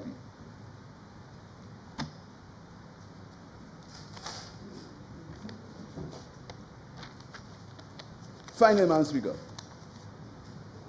the Prime Minister announces that the money will go to Invest in Lucia. Invest in Lucia is not a lending agency. Invest in Lucia is an investment promotion agency. So you're going to send the money to Invest in Lucia, for Invest in Lucia will unlend to foreigners, Madam Speaker. So, Madam Speaker, you see, the whole construct of that is wrong. It's a government that's economic policies are failing. They've realized that the reality of the situation is such that they cannot do what they plan to do. They've realized that the promises that they made on the campaign trail, they cannot follow it. So they have one option. One option is to sell passports en masse. That is the only option. And if they do not sell passports en masse, and that is why, as we speak, there's an investment mission going to China to sell passports. If they haven't left, they'll be leaving soon. If not today, tomorrow. En masse, all over the world, selling our passports. Because the economic policies, they've realized the reality of government has hit them. All the plans, fixed schools, roads, the reality has hit them that there just isn't enough revenue to deal with all the promises that you make. So the only solution, to their mind, is to sell passports en masse. So the patrimony of St. Lucia does not matter. You make an excuse that you have 100,000 people. If you sell $100,000, the people may have more integrity than people who owe $3 million. All sorts of excuses. You cloud it with diplomatic passports, all kind of excuses, because you do not want to agree that you have a problem in revenue. You cannot fulfill the promises you made to the people of St. Lucia. You can't. You don't have the scope, you don't have the range, you don't have the money. You had to cut several things. Carifesta, you cut. National Trust, you cut. NICE, you cut. Because you don't have the money. So the only solution you have is to sell passports en masse. And that's exactly what this government is doing. They are selling passports en masse so that because the economic policies that they promised the electorate, they cannot. The reality has hit them. They've realized now that there are issues to get money to do what they promised to do. The reality of government is setting, so the only solution is to sell our patrimony en masse, to go on a salesman pitch. St. Lucia passports for sale, $100. Who wants? That is how we have cheapened our CIP program. So, Madam Speaker, I want to urge this government to act responsibly and relook at the changes they've made to the regulations. I want to ask them also to act responsibly and amend the legislation. If you want to have a sovereign fund and you want to take people money, people passport money, and on lend to foreigners at 2%, amend the legislation. Mr. Prime Minister, follow the law. Amend. There is nothing in that gives you the right to do that. You can't do it. There is nothing that says you can do it. If you want to do it, you've got to come to this honorable house and you have to amend the legislation and allow this house to debate on these amendments. Finally, Madam Speaker, I want to know who are St. Lucia's marketing agents. I know there was Arton Capital and there was CS Global. These are the two marketing agents that we had. And the same Minister of Finance made a hue and cry saying that the government had used Arton Capital to lobby for them in the impacts matter. Attacking this government, saying that we'd use Arton Capital to lobby for us in the impacts matter. Right now, we hear, and this is made a document to the House, that Henley and Partners are in St. Lucia. Is Henley and Partners here as advisors? Are they here as marketing agents? Are they here as promoters? What are they in St. Lucia as? We need to know that, because the legislation says that you have to publish the marketing agents. You've got to follow the legislation. You have to publish the marketing agents. You have not published Henley and Partners as a marketing agent, but you have Henley and Partners is opening a new office in St. Lucia. It's fourth in the Caribbean.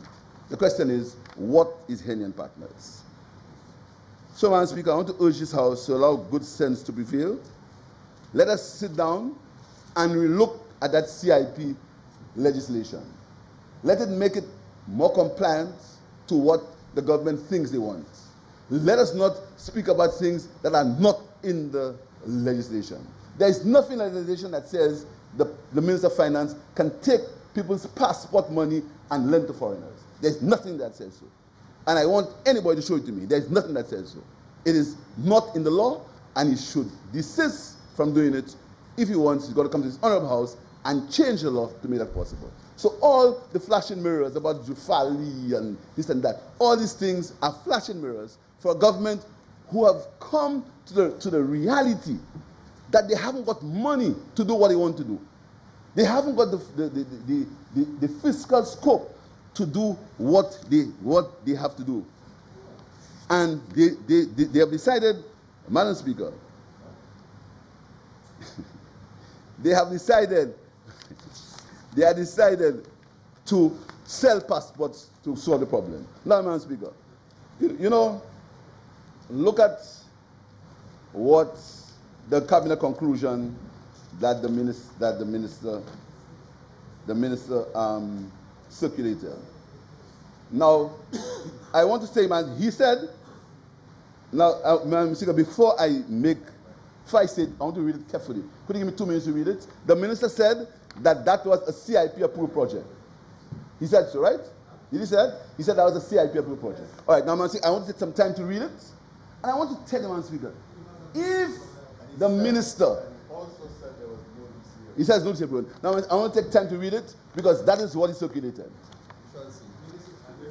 Can you give me some time, please, to read it? That's got by the Honorable Member for Ansari. And you may recall, he said it was an approved CIP project and there was no DC approval. Could I take a few minutes to look at it for him to see what he said? Can I read it, Madam Speaker? Madam Speaker. Cabinet did it up. And he said, Madam Speaker, we can't allow that to happen. It's the same thing that happened in the campaign, saying whatever they want, economic terrorists, saying whatever they want, just to soil people's characters. Just to soil people's characters and impute improper motives. Look at the cabinet conclusion. Can I read it? Application by Boca Estates Limited for tourism incentives to facilitate the development of Belvedere Plantation. Cabinet considered a memorandum dated 7 July 2014, submitted by the Ministry of Tourism and Creative Industries. Cabinet rescinded conclusions 233 of 14 April and pursuant to the Tourism Stimulus and Investment Act, number 12 of 2014, approved the following. That Belvedere Plantation be declared an approved development. It goes, that's a continuation incentive act. 100% waiver of import duty and value added tax on all building construction material, blah, blah, blah. It goes, page 2, 100% waiver of import duty and VAT on furniture, blah, blah, blah. 100% waiver of import duty on imports of alternative energy saving. That incentives granted in clause 2, 3, and 4 be subject to approval of the business authorities by the Ministry of Tourism, as usual. 100% waiver of import duty and excise duty on 2 vehicles appropriate for the terrain, 4 buggies, 4 ATV for exclusive use. Number 3, all vehicles granted should carry the Belvedere Plantation logo, visibly imprinted, blah, blah, blah. 100% exemption on the chargeable income of the companies involved in the ownership of the project. 100% waiver of property tax payable on the properties involved in the development for the period. That the management of Belvedere Plantation submits a biannual report from the date of commencement of the project. That the Ministry of Tourism, Heritage and Creative Industries be informed of any changes. That the applicant complies with the monetary requirements of the Ministry of Tourism. Where is CIP status in that document?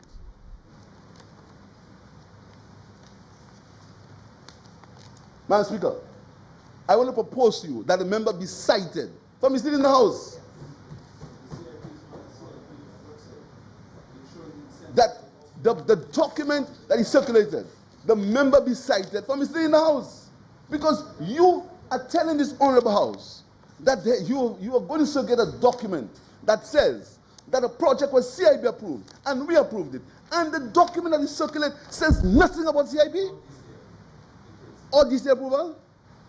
Madam Speaker, how can we allow that to happen? But that is why they were there today. I think so, Madam Speaker. The member must be cited because he's misled the House and the evidence of misleading the House is there. So I want to propose, Madam Speaker, that the member be put before the Committee of Privileges and be cited for misleading the House. I want to make that proposition today, Madam Speaker. Madam Speaker, that is what is happening in St. Lucia. So noted, Madam Clerk.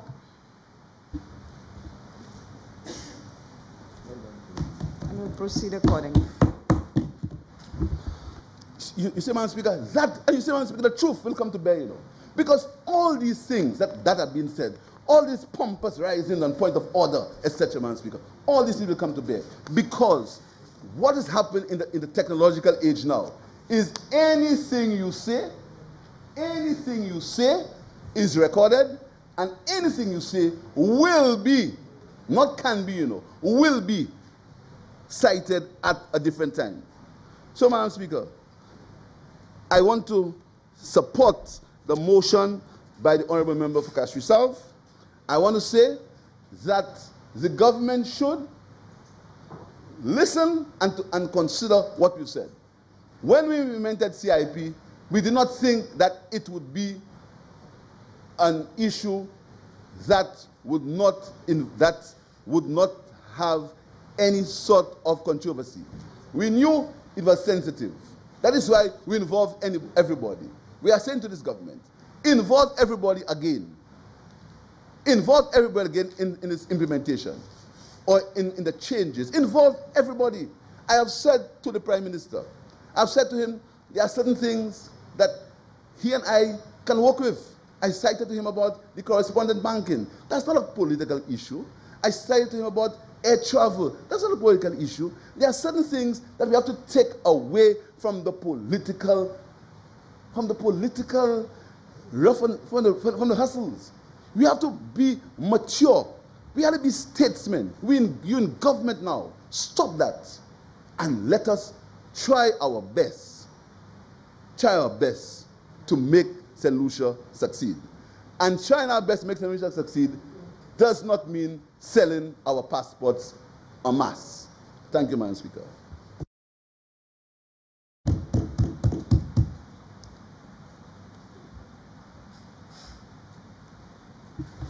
Honourable Member for Beaufort North. Thank you very much, Madam Speaker. I wish to support, Madam Speaker, the resolution moved by the Honourable Member for Castries South. And I want to spend just a few minutes to speak on the resolution. Madam Speaker, the CIP, or the Citizenship by Investment program of which we speak, was introduced by the St. Lucia Labour Party government. And as explained by the member for Castries South, we had several rough discussions before that program was implemented. You may well imagine, Madam Speaker, that members of a cabinet or of a government who have certain views would surely look at a program like this as one that has to be taken on board very carefully. And so while, Madam Speaker, we brought this bill and afterwards the CIP Act to Parliament, we were always very cautious. As you know, Madam Speaker, an individual can become a citizen of this country by birth, by marriage, and we have the other methods, by naturalization, by descent. And so anytime we are going to grant citizenship to any individual, we certainly have to be very careful. And I listened to members opposite, and in particular the Prime Minister, many times referring to this program, and in the discussions they speak about the selling of passports. And a while ago the member for Castries East referred to comments by the Prime Minister about selling as many as quickly as possible. And I noted that he clapped and knocked the table. Bam, bam, bam, bam, bam. This kind of action, Madam Speaker, in relation to the CIP, speaks to the philosophy of the CIP. And the member for Ancillary Canary said, this is not a philosophical debate. There's nothing in this that has to do with philosophy. Madam Speaker, je vais expliquer qu'ils ont fait 20 passeports Saint-Lucien. C'est un bagage qui est important. Avec les Labour Party à mettre programme ça là ensemble. Là, il y a chaque difficulté. Parce que nous savons, là où on bail passeport Saint-Lucie, là où on bail un monde passeport Saint-Lucie, là où on fait un monde citoyen Saint-Lucie, c'est un bagage que nous pouvons faire avec un chaque précaution. Avec le Premier ministre, là, Madame Speaker, là, il a parlé des affaires 20 passeports Saint-Lucien. Il voulait vendre un chaque passeport plus vite que possible. And we are very concerned about that, Madam Speaker. I am concerned because this attitude of selling as many St. Lucian passports cheaply and as quickly as possible without any cap, as the Labour Party did with the 500, speaks to something else, Madam Speaker.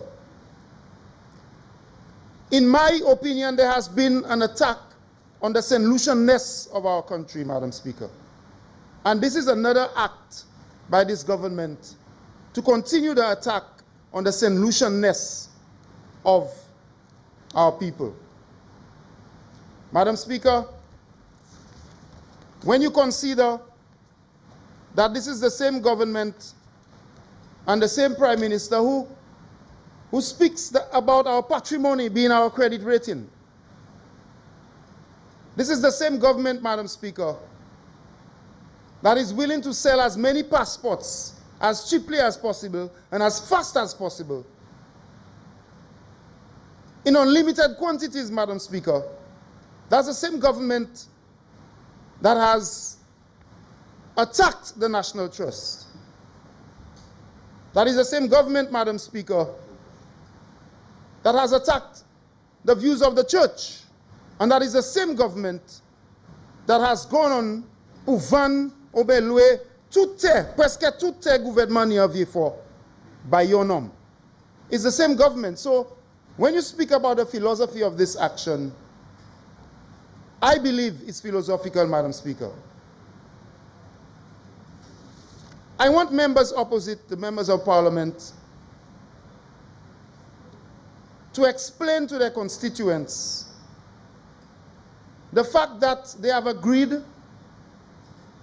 to sell an unlimited number of passports to individuals whom we do not know, who will have the right to live within their communities, maybe thousands of them. I want the ministers and the parliamentary representatives opposite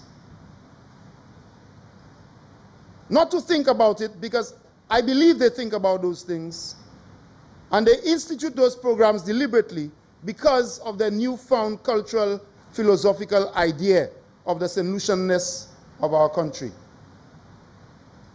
Samagadia, Madam Speaker, say, c'est monarchie en gouvernement. Moi, je veux Chile. Là, la kay ni Jean l'autre pays. De les 1000 échecs Jean l'autre pays. Qui ni même citoyen, qui citoyen cette ici. Parce que yo en est gagné un passeport. Et yo vin ka weti en commune yo. Qui manière yo ka expliquer ça ba yo? When thousands of those people who will become new citizens of St. Lucia under OECS, except St. Vincent and the Grenadines, can establish hundreds of small businesses in their communities. I want the government to explain, and the members of Parliament, qui mane yo ka expliquer by Madame la qui ni a ti boutique en vieux fort, bon chimé en bon la place, qui ka vendre bougie, menuit, et parce que passer en 100 chèques moun vin citoyen cette ici, yo sa fait même bagaille avec lui, avec fait pli. This is not what the Labour government intended, Madam Speaker. We have explained that the restrictions that were placed by way of regulations in the CIP, those restrictions were meant to guard against an overall running over of our country. Because while we want investment, we never intended to sell our passports wholesale, cheaply to anybody who wants it. Madam Speaker, that is why we stressed on citizenship by investment and not selling of our passports like they refer to it. Selling passports. We're going to sell as many as possible. If we believe you have a net worth after due diligence has been done, and we believe because of your net worth and your investment portfolio, you can invest in our country, you can create jobs, you can create value-added activities, and you can increase demand from other allied sectors, increase real estate, major construction, assets, then the Labour government created a program that would cause you to become a citizen of St. Lucia. It was never intended, Madam Speaker, for any Tom, Dick and Harry to just go out there and purchase a St. Lucian passport. And to me, Madam Speaker, ça pas un bagay qui fait ordinaire. I've said over and over again, and I will say every time I get a chance in this house, that the Prime Minister, and now because of actions, the rest of his cabinet, really don't understand the people of St. Lucia. There is a deliberate attempt, a deliberate and programmed attempt at recolonizing St. Lucia. And every single structure that makes St. Lucian is being attacked, Madam Speaker. There's a citizenship by investment program, and they make it cheap. So n'importe moun savini. N'importe moun savini set up shop. N'importe moun savini a kastui. I wonder what the small business owners and the medium business owners, traditional St. Lucian business owners in Castries and Gorzile think about this. I wait to see the day when, because of the changes by the UWP, citizens of any country who can purchase our passport for $100,000 will come and set up shop in Gorzile, and because they have the money to buy out the strip and put businesses in there, I wonder how those people feel. Madam Speaker, c'est gens qui ni business en ville Castries, Saint-Lucien, et Gorzile, qui ont business pour combien de temps? Parce que manière gouvernement UWP a fait citizenship by investment. Côté moun sa gagne passeport pour $100,000. N'importe moun. Mieux qu'à aller payer la Chine, China, pour vendre passeport. How would they feel when those people land in St. Lucia and begin to devour our businesses? I need not tell you, Madam Speaker, what is happening in Jamaica today. I need not tell you that civic groups are rising in Jamaica against this very thing. And we are moving to a point, Madam Speaker, by the actions of this government, whether it is DSH, whether it is CIP, all of the fundamental structures in our country that safeguard our St. Lucianness, this government is attacking, Madam Speaker. Tout bagay qui a pays, ça là, c'est nous, en vieux fort, gouvernement qui attaque. Yo vle bay terre, bay l'autre monde pour vendre passeport nous, et bay moun terre. So I say, Madam Speaker, we should ensure that this program goes back to its original intent. Côté nous te ka di, oui, nous kay bay moun citizenship, mais nous pas ka ouvert bay n'importe moun avec n'importe quantité à pays cette ici. I believe, Madam Speaker, that this government and the MPs opposite will live to regret this. We cannot open up our country like this. And not just our country, the OECS.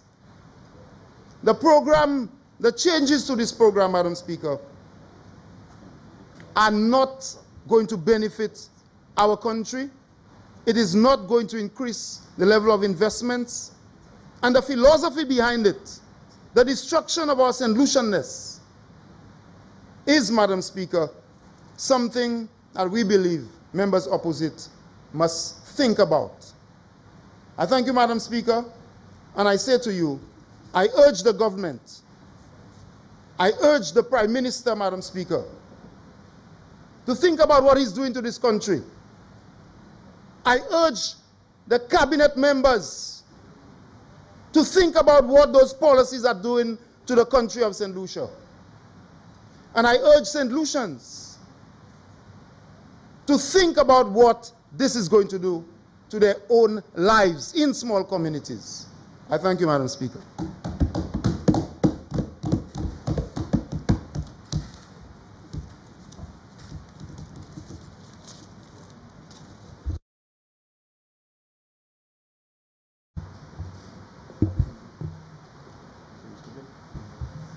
Honorable Minister in the Office of the Prime Minister with responsibility for consumer affairs. Thank you, Madam Speaker. Madam Speaker, it is not surprising to me that the member for Castries South would have raised the motion regarding this citizen by investment program, Madam Speaker, because we're all aware that, he was one of the architects. This is his baby, and of course, he would like to protect what was initially created. However, Madam Speaker, I am certain that had he been in our position today, because of the realities that exist, Madam Speaker, he would not have any choice but to address this thing as we are addressing it. And so I discredit his request, Madam Speaker, and I will address the points that he's raised as it relates to re-implementing the original version. But before I do that, Madam Speaker, and I know the member for Castries South did attempt to speak to why CIP, but Madam Speaker, we speak to the citizenry of this country, and the citizenry need to understand, Madam Speaker, where we are as a nation, where we get our assistance from, what is happening to us as St. Lucia, because we are now being seen as a developing country, which means we no longer receive the kind of aid that we used to receive before, because no longer seen as a less developed country. And in the eyes of the powers that be, you no longer require the kind of assistance that we used to give you. And so we have to turn to other ways to create investments, create economic activity, so that our country could get on with its program. And therefore, CIP came into being. And Madam Speaker, CIP is nothing new.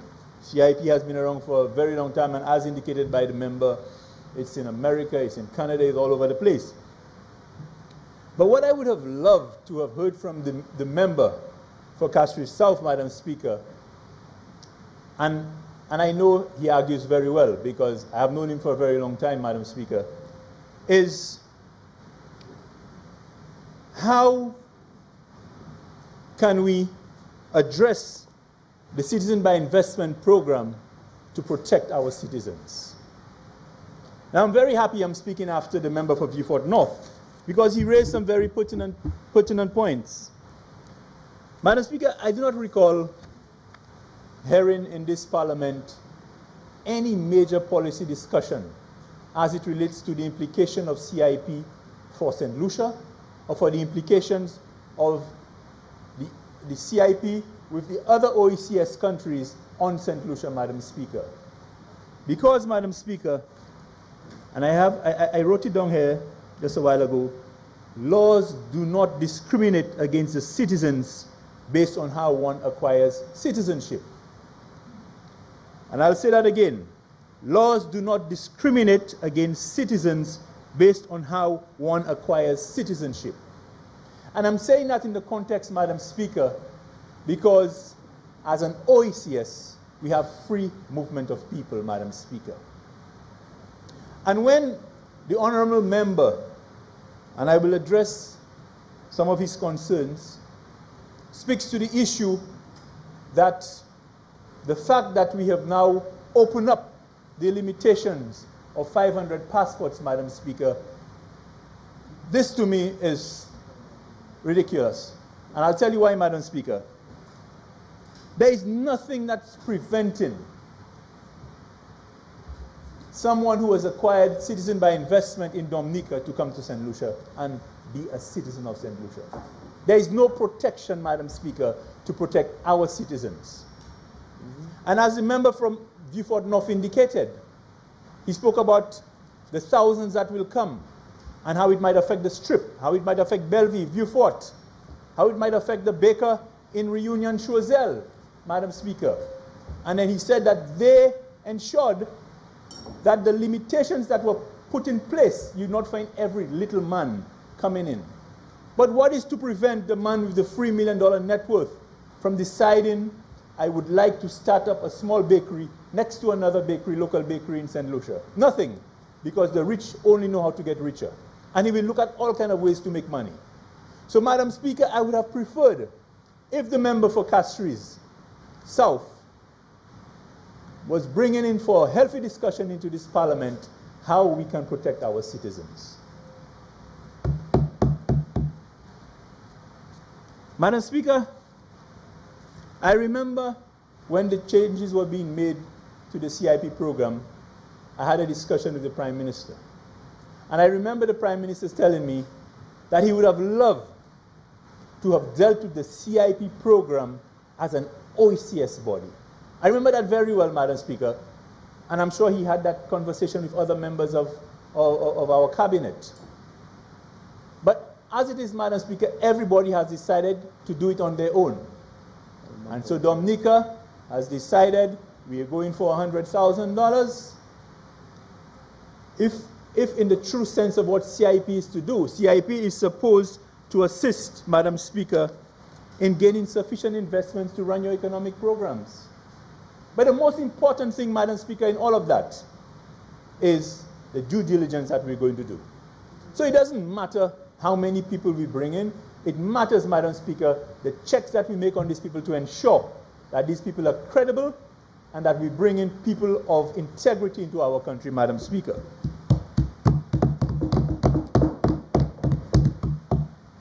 Madam Speaker, I wish to speak to some of the concerns or some of the measures that the member wishes to reinstate.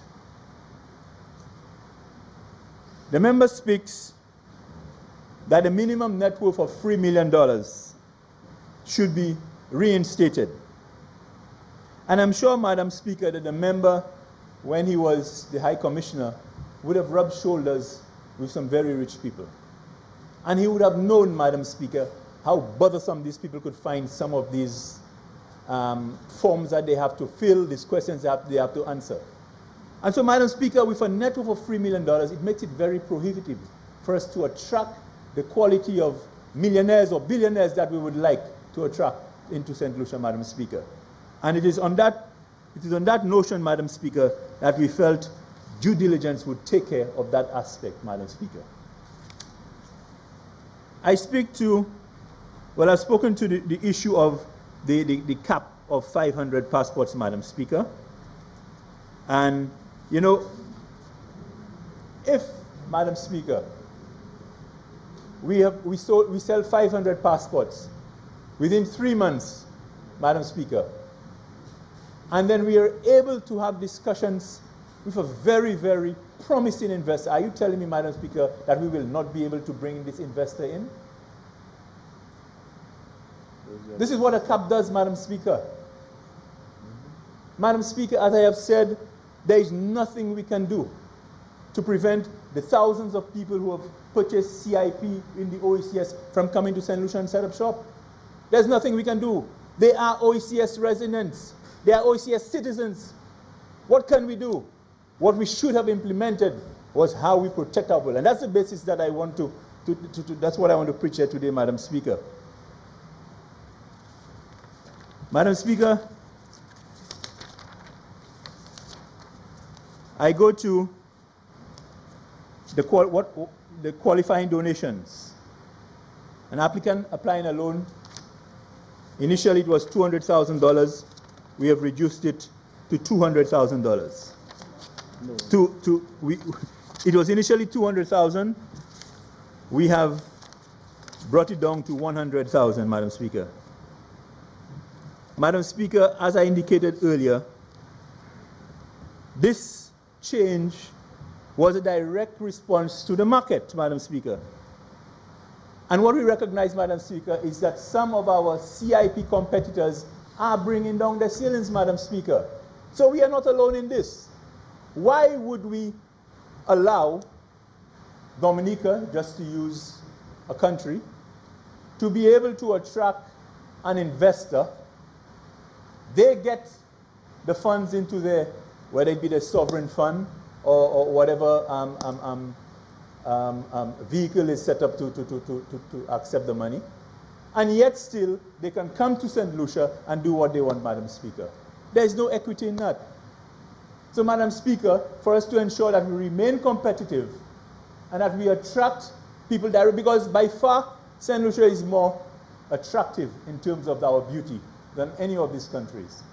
And we believe if we put ourselves in a position to attract the investors, we will be able to do so.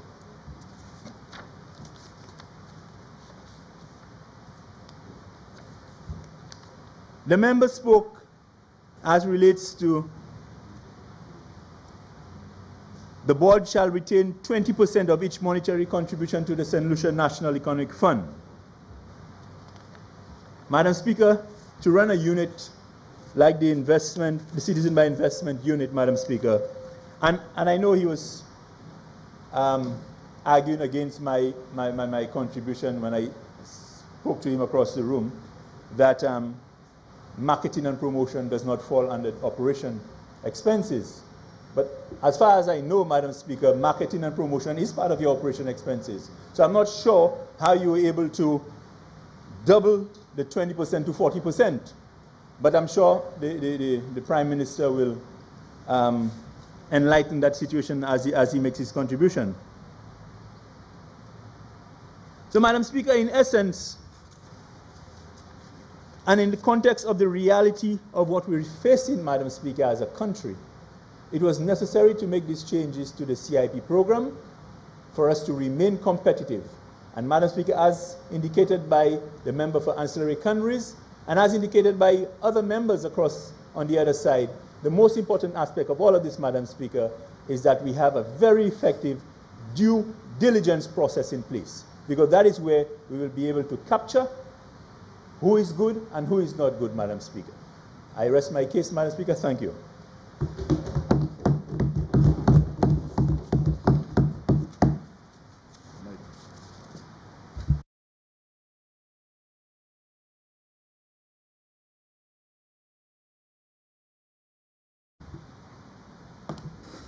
Honourable Member for Beaufort South. Thank you, Madam Speaker. Madam Speaker, what the Honourable Member for Mico South said, in fact, let me rephrase that. I jumped in there too quickly, Madam Speaker. What the member for Castries South said in his presentation, that I've always harbored anxieties about the CIP, and I had to be persuaded to agree to the CIP, is absolutely correct. That's no secret. I made that statement in this Honourable House. I'm sure that honourable members who attended that sitting when the legislation was introduced will remember that. And I made that statement at the inaugural launching of the CIP program in Monaco in Europe. Let me, Madam Speaker, explain what my anxieties have been and why today those anxieties have not been calmed, those anxieties have been heightened. The first thing is really purely theoretical, philosophical. It is that a CIP program is essentially an artificial construct. Artificial in the sense that we are creating a legal framework, creating legal infrastructure to bestow citizenship, which does not arise out of the traditional circumstances that we understand. To wit, birth in a country, or parents who hold a certain kind of citizenship. Of course, the rebuttal to that is fairly simple, that you have been exporting people all these years in any event, whether it is to the UK, to St. Croix, to the US, and in time they apply for citizenship, although of course it is also well known that in time, once they have acquired citizenship, family members then use family lineage to justify immigration to the US and eventually green cards and citizenship. But it was an artificial construct for economic purposes. It was not a natural construct because it did not spring from the historical interpretation of law that confers citizenship. But that, I admit, is a theoretical, philosophical matter that has bothered me for a while. When we enacted the Soojaebi Investment Act, I was clear, and so was the cabinet that I led, that it had a very short life. We did not believe that it would endure beyond maybe 8 years for the most. And now, I think circumstances are conspiring that it may well not even endure another 5 to 6 years. Why? Because the circumstances in the world are changing so dramatically. And when you look at the number of countries now who have got themselves into trouble over the issue of granting citizenship to nationals, whether from Asia or from the Middle East, then you begin to grasp the enormity of the issue. And I don't see in the horizon that the tensions between Western Europe and the United States with Middle Eastern countries will ease. I don't see that happening. And whether we like it or not, that's our principal recruiting ground for these citizens. Of course, some turn to China and feel that China is a savior. It will provide the hundreds that we need. Now, there was a plus and a minus to this logic. Because on the plus side, it says, let's hurry up and see what benefits we can get as quickly as possible before it comes to a natural death. Or on the other side, ignore that, leave it alone, and all will be well. Of course, we are now seeing, even in Canada, there's been a revaluation of their own citizenship by investment program. And in Europe, there's a quiet re-evaluation that is on the way. We have to be exceptionally careful about Europe, if only because we have to bear in mind that a few years ago, 3 or 4 years ago, the European countries that fall under the umbrella of Schengen decided to waive visas for St. Lucians and other nationals of the OECS. Question is whether we're going to protect that. How do we protect the right of those St. Lucians to continue to access those countries, and whether we engage in any behavior that can be potentially injurious. My third concern is, and it's been championed very well, is the danger of enclaves in the society. The member for Castries South explained that I was always worried about that issue. The member for Vieux-Fort North put it rather eloquently and in very colorful language.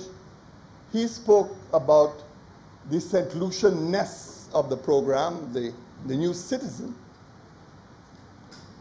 And then, of course, to the credit of the member for Soojaebi, he hit the nail on the head, but he didn't nail it. He raised the issue of what will be the likely impact of the citizenship by investment program on our own nationals. Of course, he touched OECS nationals. But that is the kernel, and sometimes when I listen to him, I have to ask myself, I wonder whose side he's on. Because that is a fundamental question that we have to come to terms with. But I want to return to that in a few minutes. The fourth point, and I want to go back to this issue of the enclaves. You know, the logic of this program is that these rich people, these billionaires, millionaires, trillionaires, they will obtain citizenship in your country. They're not interested in residing in your country. They will do the investments. All they need, of course, is the passport. The question is how long that kind of arrangement will be maintained.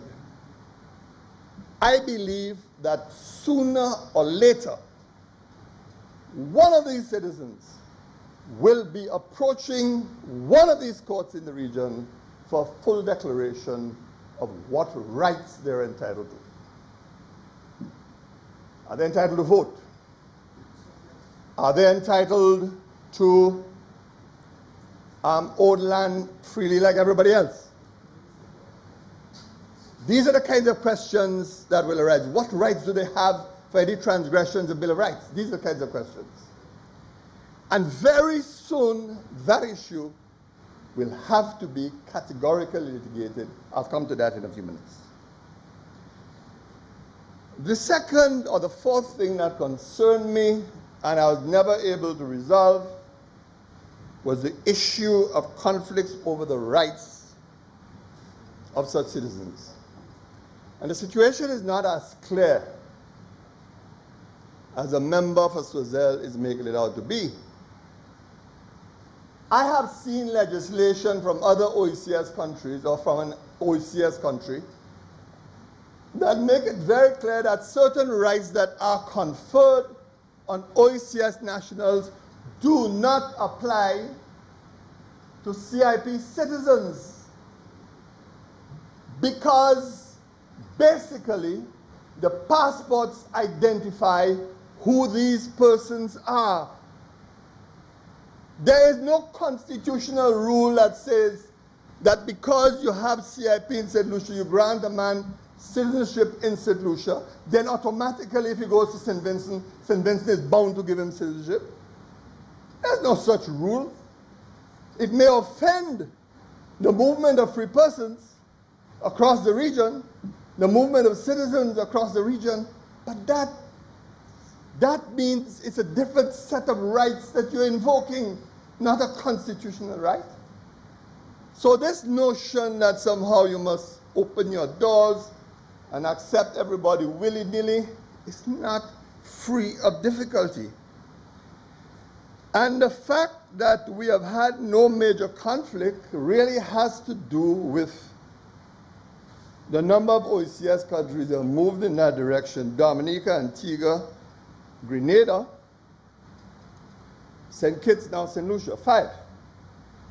And that is this idea of a protocol, an understanding between those countries, in fact, emerging out of the launching ceremony in Monaco, where it was first mooted, does make a certain amount of sense because it may provide a degree of mutual protection.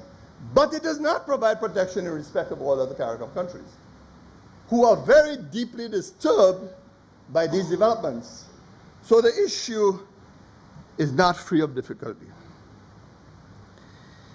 Finally, for me, there was a challenge of national security. We've had some strange things happening in the region in the last 18 months. You had a situation where a Chinese national who had acquired citizenship in St. Kitts, Nevis, the Chinese government wanted him for corruption in China. St. Kitts, Nevis does not have diplomatic relations with the People's Republic of China. But China exerted so much pressure at the end of the day, that individual could not be protected under the umbrella of the citizenship that he had acquired in St. Kitts Nevis, and eventually he was picked up and returned to China. Now,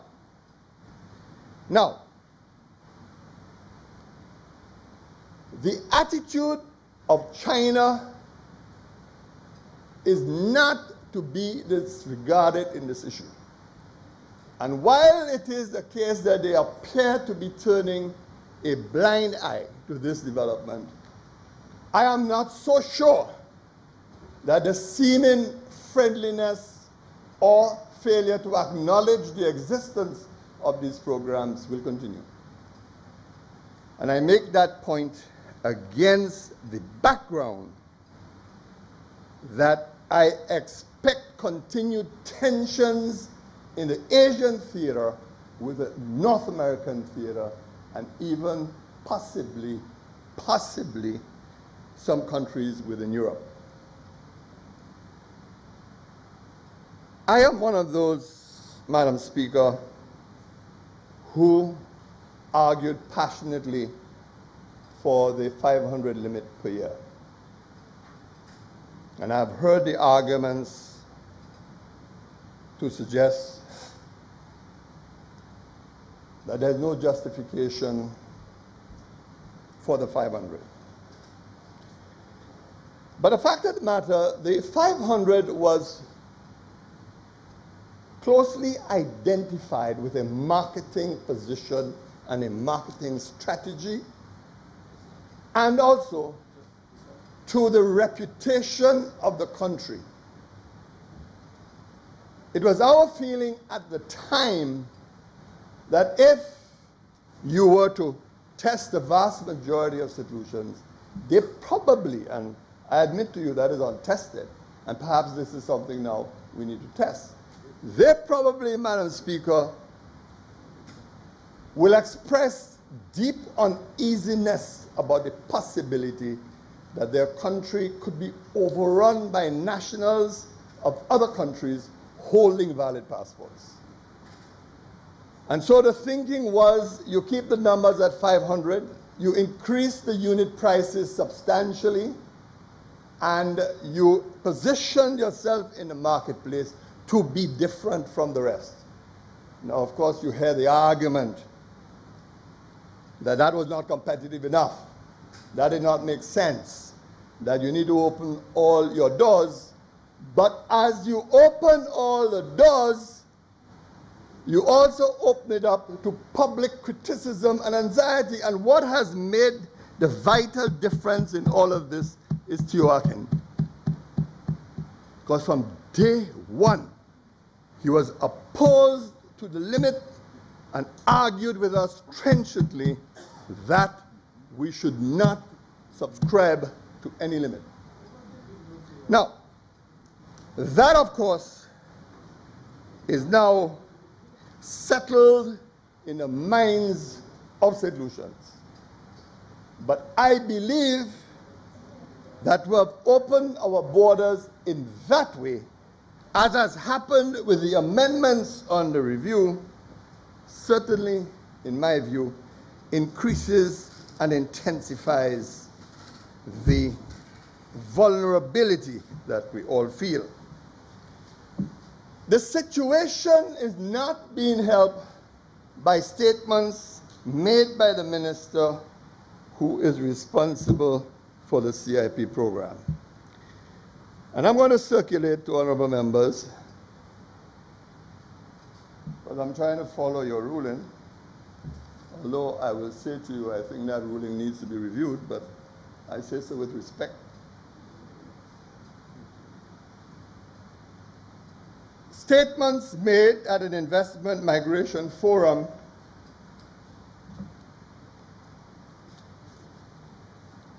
some time ago, and I'm going to circulate it before, Madam Speaker, I quote from it. Circulate.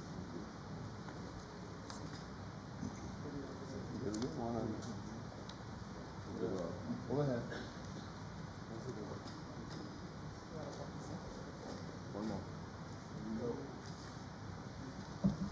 The statement was made on June 7th. And in my view, these are the kind of careless, unwarranted statements that are causing damage, that are causing anxiety, notwithstanding the applause that you get. The statement that I'm about to read out is dated June 7, 2007, and it says as follows. I'm going to read the entire thing to read it in the record. I know that the honorable member for Mico South, when he replies, would be absolutely entitled to reply to what he's quoted as saying, or even possibly denied, who knows.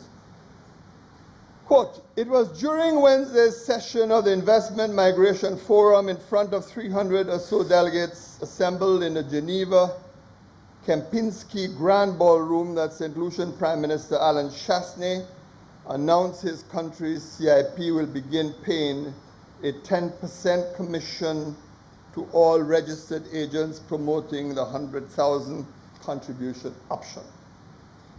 The audience, a veritable who's who of the investment migration industry, CEOs of the world's largest immigration firms, CIU officials, the field's most prominent academics as well as heads of state, met the news with cheers. The PM also went on to dispel any confusion about the rights pertaining to citizenship obtained by investment, saying individuals naturalized through the country's CIP have the same rights as St. Lucia-born citizens. And they quote him, "If you get a citizenship through the CIP and later get married, your spouse can apply for citizenship. If you get a citizenship through the CIP and later have children, your descendants can apply for citizenship as well." That is legal heresy. But I'll continue. Commenting on the recent tribulation of Caribbean banks, sizable payments to which are frequently withheld or even halted by U.S. intermediary banks due ostensibly inadequate documentation, the PM revealed plans to accept CIP payments in denominations other than the US dollar as a means of circumventing the correspondence banking system that is currently delaying the transfer of CIP funds from investors in the country. Now, I want that to sink in, really sink in, and ask the question whether any Prime Minister should be saying in public that his objective is to circumvent. Last paragraph. Chasney further disclosed plans for opening a St. Lucian residence by investment program. The scheme would enable successful applicants to settle permanently in St. Lucia and, by extension, any CARICOM state, again another piece of heresy,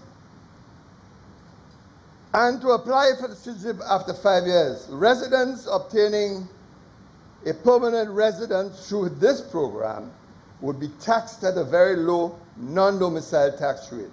The PM promised further details on this program in the weeks to come. I want to return to the substance of the document. I take first.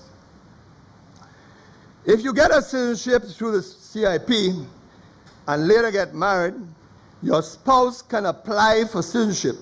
If you get a citizenship through the CIP and later have children, your descendants can apply for citizenship as well. I have gone through that Citizenship by Investment Act, and I can find nowhere where that can happen. As a matter of fact, Madam Speaker, If you look at the Soojaebi Investment Act,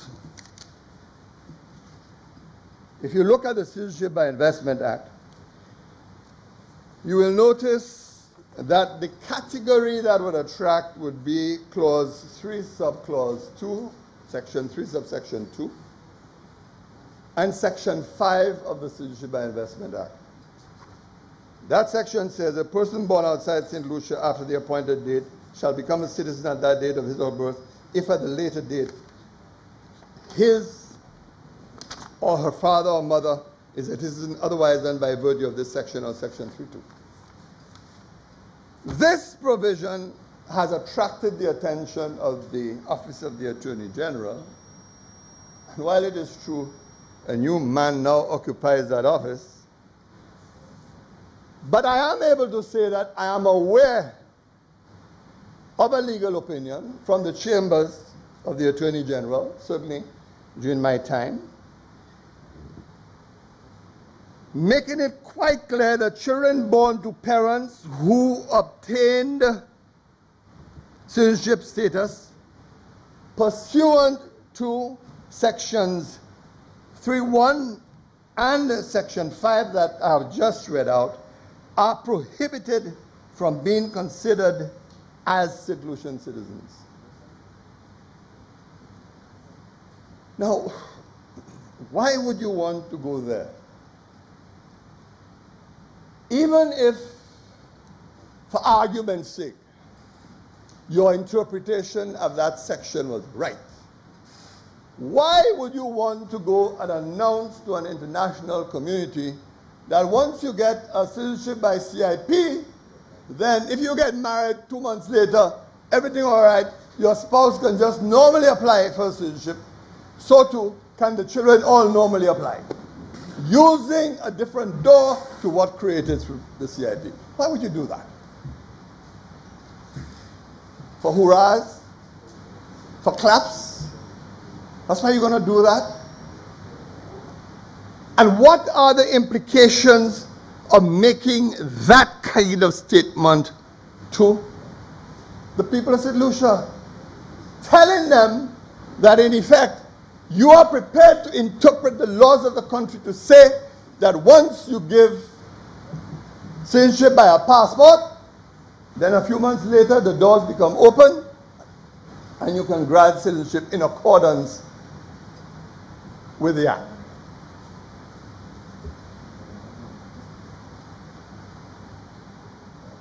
But that last paragraph is even more ominous. As I said, it's legal heresy. The fact that you grant permanent citizenship to someone in St. Lucia, it does not mean that the same rights to which they are entitled in St. Lucia, that they are entitled in other CARICOM states. Permanent residence is a singular act to the country where it was granted. You cannot hold out that kind of promise to would-be investors to sell your product when it is bound to create unnecessary anxiety among members of the regional community. I don't know of any situation where once you grant permanent residence to an individual, that automatically the rights that you confer on that individual, it obtains elsewhere. You might argue the case in respect of citizens, as I said. You might argue that case. You might argue it. Although, as I pointed out, there are countries who are beginning to make those distinctions between ordinary St. Lucian citizens and, of course, persons who have obtained citizenship under CIP programs. Having said that, Madam Speaker,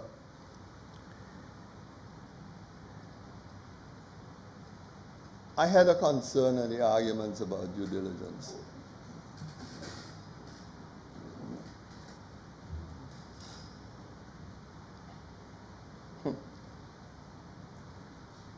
I will not respond to the picong about, if you can class it as such, about Rochamel and this and that. Leave that. But I'm not so sure that those due diligence initiatives or procedures are as ironclad as we want them to be. The question that the Prime Minister has to answer, the member for Miku South has to answer in his presentation, is whether there are persons who were rejected by the board some weeks or months ago, but those decisions were reversed. They were rejected because of failure of due diligence. And all of a sudden, those decisions were reversed and granted passports. If that is the case, who are those individuals? I will simply say this. Remember, Mr. Wazell is right. The due diligence is perhaps one of the very key elements. And sorting out due diligence must mean that we have exceedingly close relationships with the United States, with Canada, and with the European countries. They must have a clear idea how we are embarking on those due diligence procedures. Who are the individuals doing the due diligence? What are the reports on these individuals that have been considered? And well, I know the member from Miku South touts his relationship with the United States, champions that relationship. But I think all of us around this table need to be reminded what happened to the former Prime Minister of St. Kitts and Nevis, Denzil Douglas, when he was called up to the State Department and he was told by the State Department that they needed a complete list of all the applicants for the CIP program and who was granted citizenship. That is why, Madam Speaker, that due diligence is not a matter that should be in the bosom of the government solely, but it is a matter, it has to be open, it has to be transparent. Madam Speaker, where do I stand with the CIP program?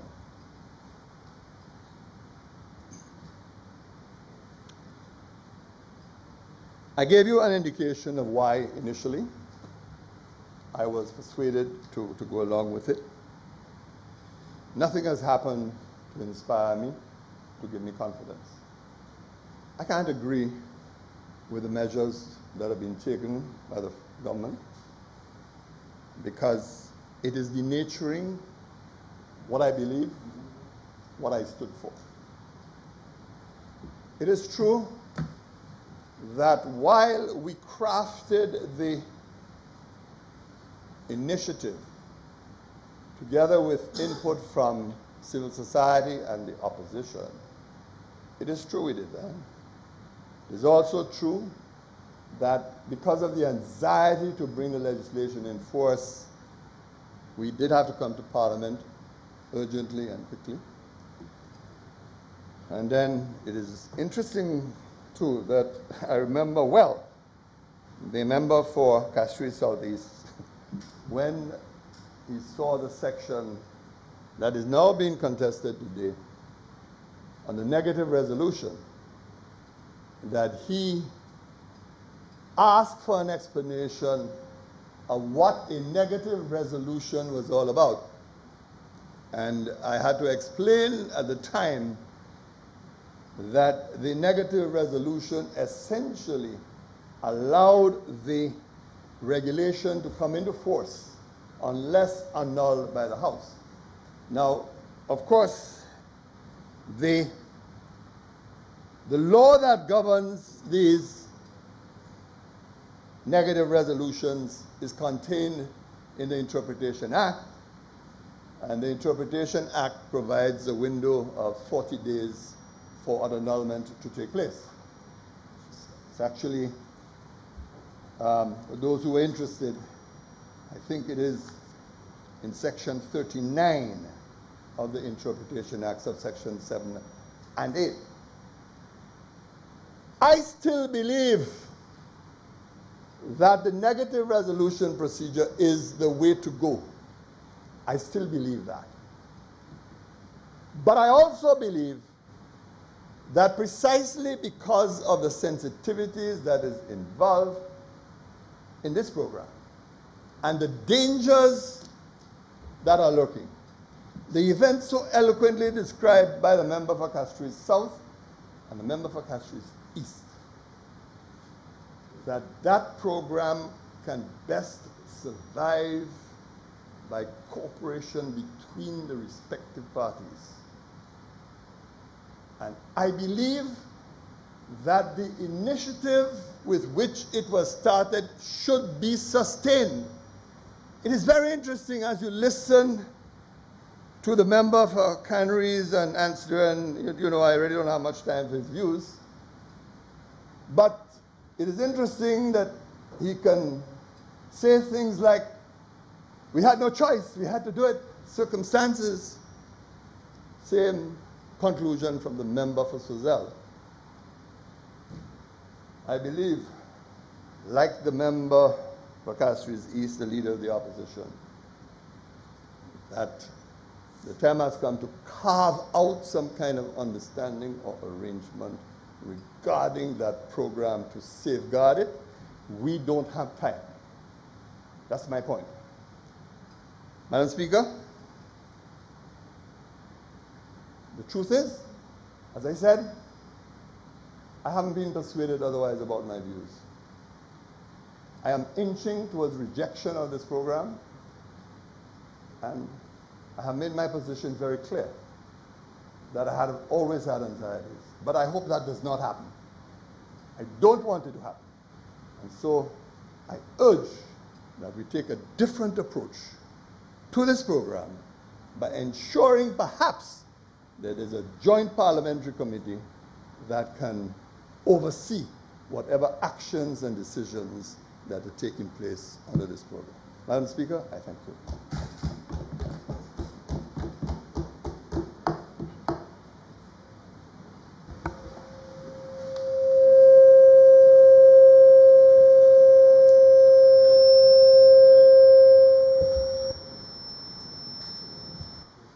Honorable Prime Minister, Leader of Government Business.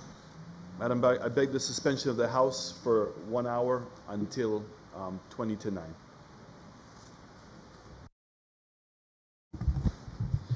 Honorable members, the question is the House do stand suspended until 8:45.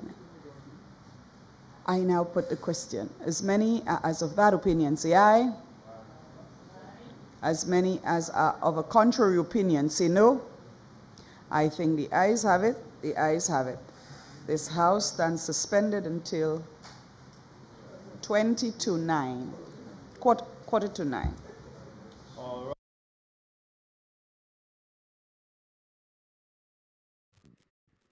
Okay, there you have it. The Member of Parliament for Beaufort South adding his voice to the negative resolution as tabled by the Member of Parliament for Castries South, Honorable Dr. Ernest Hilaire. The House is now in recess for 1 hour, so we invite you to stay tuned to the National Television Network for live coverage of the House of Assembly for today, September 12, 2017.